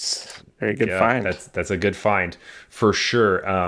But no, a demi, that's great. That I also played against this card in the pre-release, and it was annoying enough where I killed the first one, and they had a second one. I was like, oh my god, what's going on? Um, but no, definitely a sweet card, and I definitely do wish something. it wasn't legendary, but c'est la vie. Yeah, well, it kind of makes you feel better about just like trading it off then, which I kind of like. Or this is a magnet for removal because they're You gonna. have to kill this first, right? Yes. So, yeah. And so then you kind of hold up 3 mana and like, we'll kill this and then try to kill your other thing. And then you flash in your second one, sacrifice it to Yeah. do the thing. It would also be a nightmare if you could have 2 of these on your battlefield and they're like, Yeah. fight through one, fight through the other one. I don't know. Sounds annoying, but also helpful. Nice. I like that. My underrated card is I don't know. I think it'll come around. I think it will be. I've been realizing it's been a little bit underrated because of one of the decks I've been playing. And so I don't know if it's underrated for everybody. But what I was specifically trying to do cared about having 1 mana instance or cards that could be cast for 1 mana. I see. So I did pick Detect Intrusion, which is 1 in a blue for an instant. Counter target instant spell, sorcery spell, or triggered ability, but it in webs for a single blue. Yeah. And because the deck I was playing, This is the belly on deck, right? yes, it's the Bellion deck, yeah. Yeah. So you're playing mono blue, and every turn you always have 1 blue mana open, at least, because your creature Yeah. turns into a land.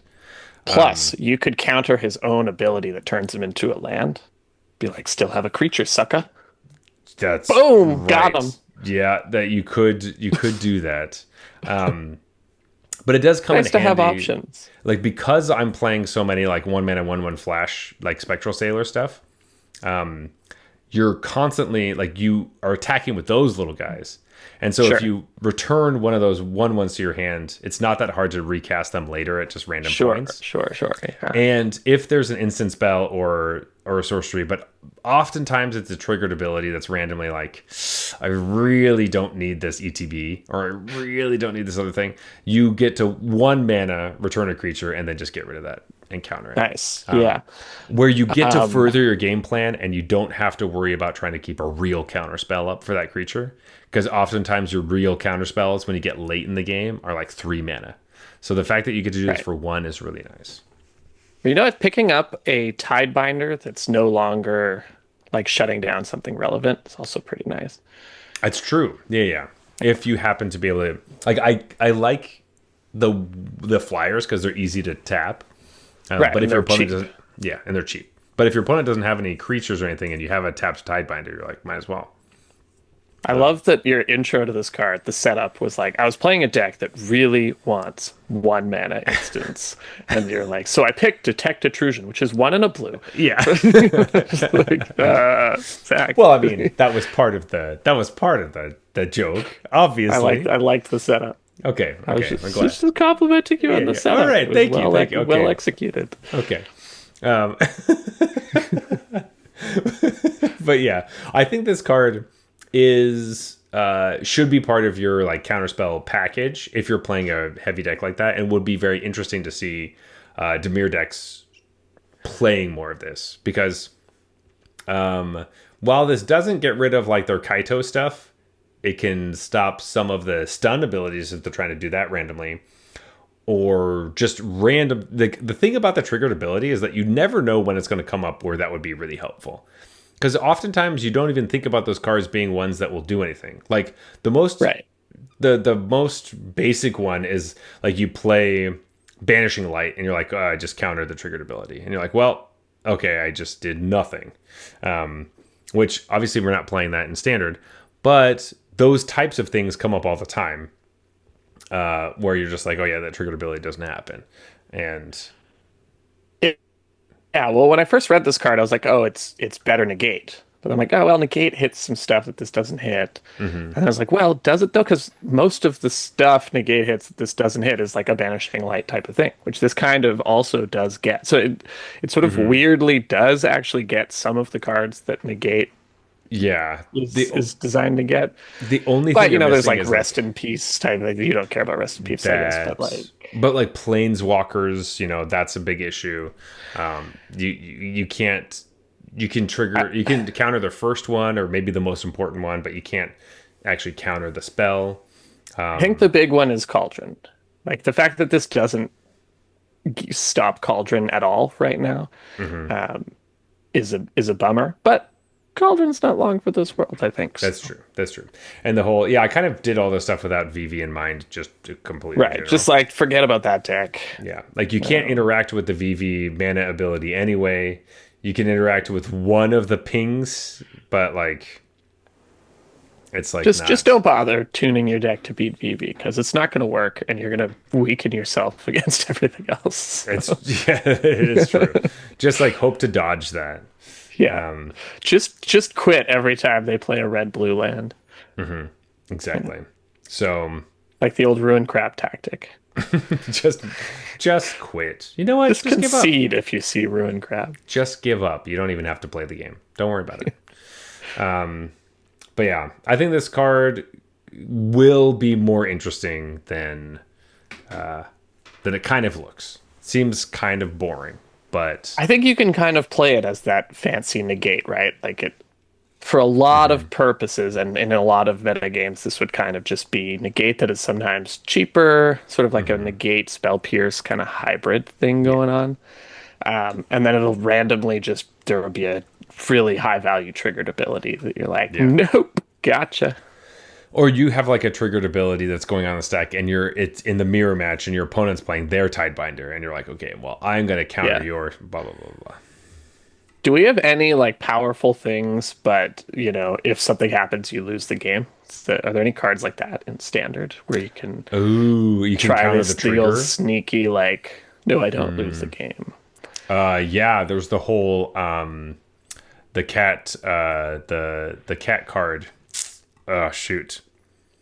You give the pact to your opponent. What's that called? Oh, Demonic Pact. Yeah, demonic pact and harmless offering. Oh, so you could play Grixis Pact, and this is another way out of the pact. Yes, I don't hate it. it's possible. The other thing, like, you know, I feel like, um, God, it's that land that taps for Lotus three, Field. and yeah, that kind of thing. Like, I don't know if this is good enough to make that deck an Explorer because they already kind of or Pioneer because they already have ways to deal with their Lotus Field, but it could be, you know, a card that they're interested in too, as a sort of two-pronged, you know, half counterspell, half additional way to get my Lotus Field onto the Yeah, battlefield.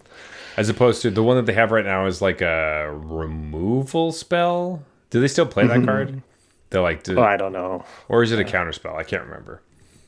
Maybe, yeah, maybe it is just this because it's not the first time we've had like a counter this or triggered ability kind of thing. Yeah, yeah. You have like the obviously the OG, but that was like also cared about activated abilities. Stifle. Stifle, Yeah. which as a child I did not understand how that card I didn't works. get that card either. Yeah, I was yeah. like, what does this do? I'm just not going to play this because I don't understand what Yeah, it is. and if someone plays against me, I'm going to be like, okay, and I'm I just going to, whatever they say happens is what's going to happen. exactly, and I won't ask any questions, and I will not learn anything from that interaction. Yeah. So I lose the game, huh? Oh, that's a powerful Interesting. one. Yeah, so one-man all my spell. stuff dies. Cool. All right, for one blue, that's crazy. All right, That seems good.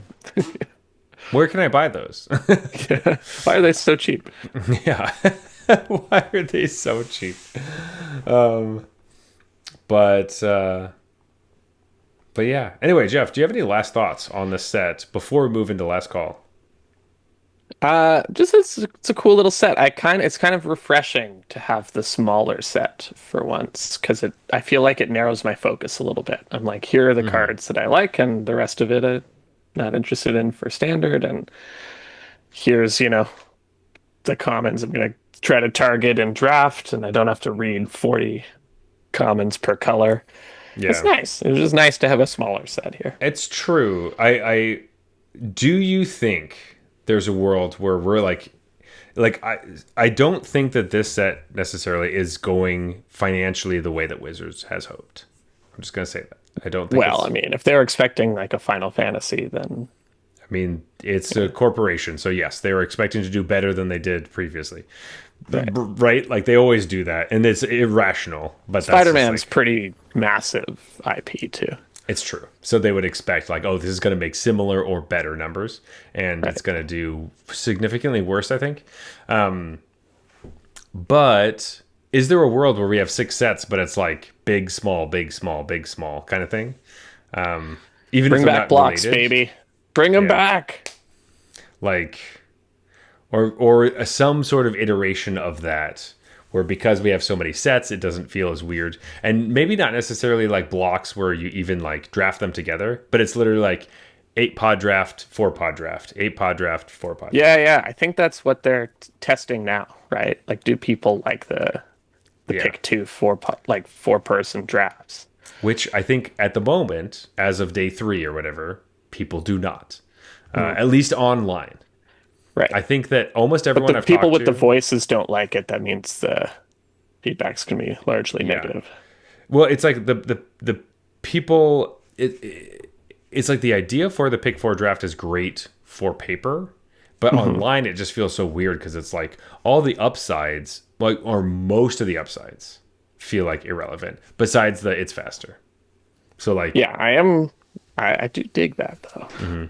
you can draft in like 6 minutes. So Yeah, that's it's great. like yeah, that definitely happens. And then if all your games are like 10 minutes long, if that, you're like, Yeah. Boom. wow, done. You could trophy in less than an hour. Get a Like couple trophies and go to bed at a reasonable yeah, hour. I love it. it that is possible. So Or O2 48 times and then go to bed way too late.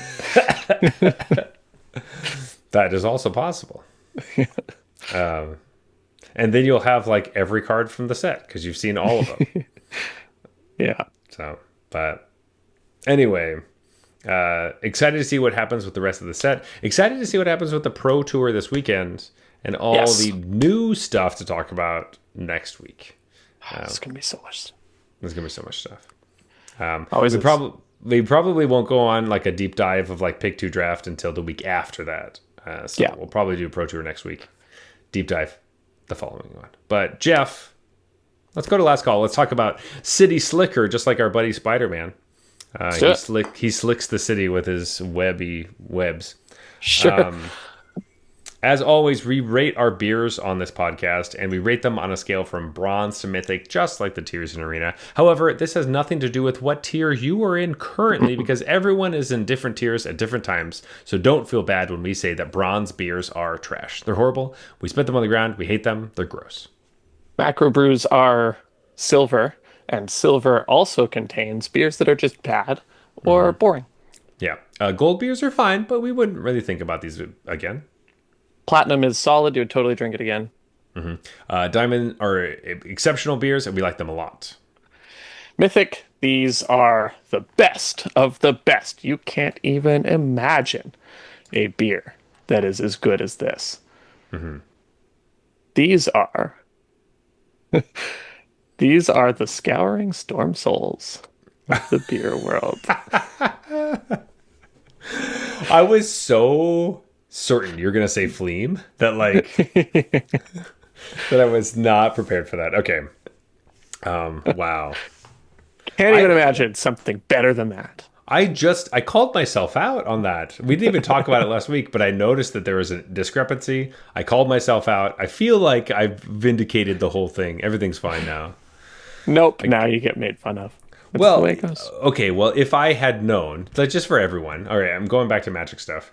If I had known that part, I would have picked the Watcher on the Road is the card I would have picked as the best rare, which is a 4-mana 3/3 that makes a 3/3 illusion for every villain you control, Yeah, that's including pretty crazy itself. card. And so it's a 4-mana Hey, 3/3. but you lose them if the card dies. If the card dies, you lose them, yes. So if your opponent has instant speed removal, the card does nothing. But if your opponent doesn't have removal, they're dead. So There's that. Well, Because- assuming you have villains. yeah, but if you play this in, I don't know, if you make 2 3/3s, a 4-mana 9 power over 3 bodies, that's really good. Like, It's not a bad limited card. it's a great limited card. Get out of town.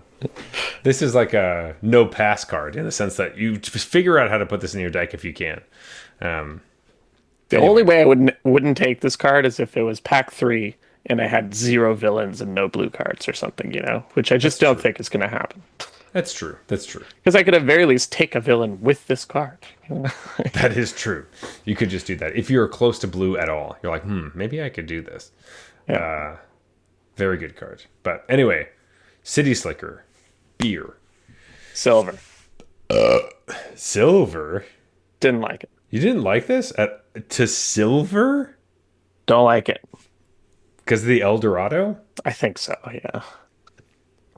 Wow, I thought this was quite good. I liked this one. Really? Yeah. I'm really surprised.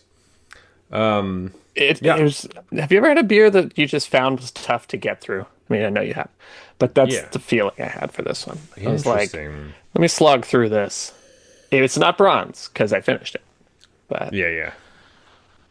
it's I mean, the I flavor. haven't finished didn't- mine yet, but I'm going to. But, okay. I actually felt like I was moving through this pretty quickly, and I had to put it to the side and get the backup beer because I was afraid that I was going to. Yeah, I noticed you doing that, and I was like, oh man, I'm way behind. Yeah, because I was just like, damn. Take this another is sip. nice. Interesting. I didn't find it to be like diamond, but I remember the other Willibald we had felt fine, but this Yeah. one felt like nice. Better than the other one, Yeah, like much better but than that one. still kind of platinum. Because I think the other one did end up in platinum. Yeah, I would probably say a high platinum, but like of the Willibalds so far, I like this one the most. And if I kept drinking this, might be better than that. But it's so interesting that you really the El Dorado does not. It doesn't even track for me at all, and you just hate it. Yeah, maybe it's like gold. Like maybe it's kind of, I just won't drink this. Yeah, But I don't know. It was a slog. Like I was kind of like, it was not an enjoyable experience. and I think the body wasn't really what I was looking for either. It was just Interesting. like, I don't know, just didn't really line up. Okay, So damn. maybe if how I want to like try it, not knowing it has El Dorado in it, but obviously it's not possible. That is impossible. I could trick you. There's a Okay. time. Okay, Yeah, we can figure it out. maybe I'll trick This is you. the best sometime. beer I've ever had. Holy shit! This is so good. No, it just tastes a bit muddy to me, I guess. Like it wasn't doing it for me. Yeah. Nice. Well, not nice. Sad, but it happened. Cool. Well, anyway, folks, that's what we thought about that beer from Willibald. But let's go to closing time. Let's finish this puppy out. You can always reach us at Arena Regulars on Instagram and Blue Sky. You can find us on Arena itself under the username Arena Regulars Podcast.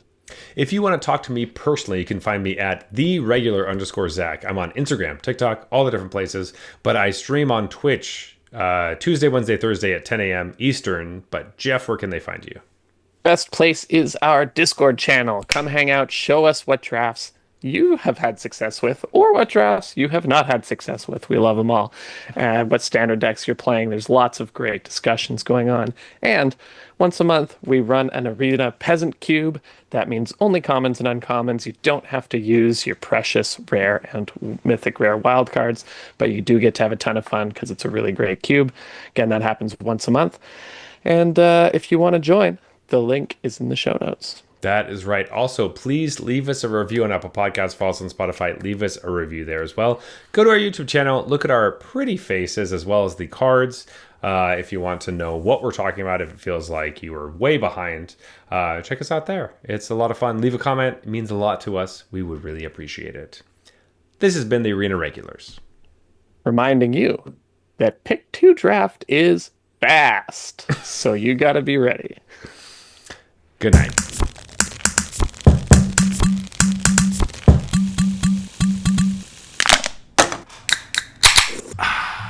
All right, that's fine.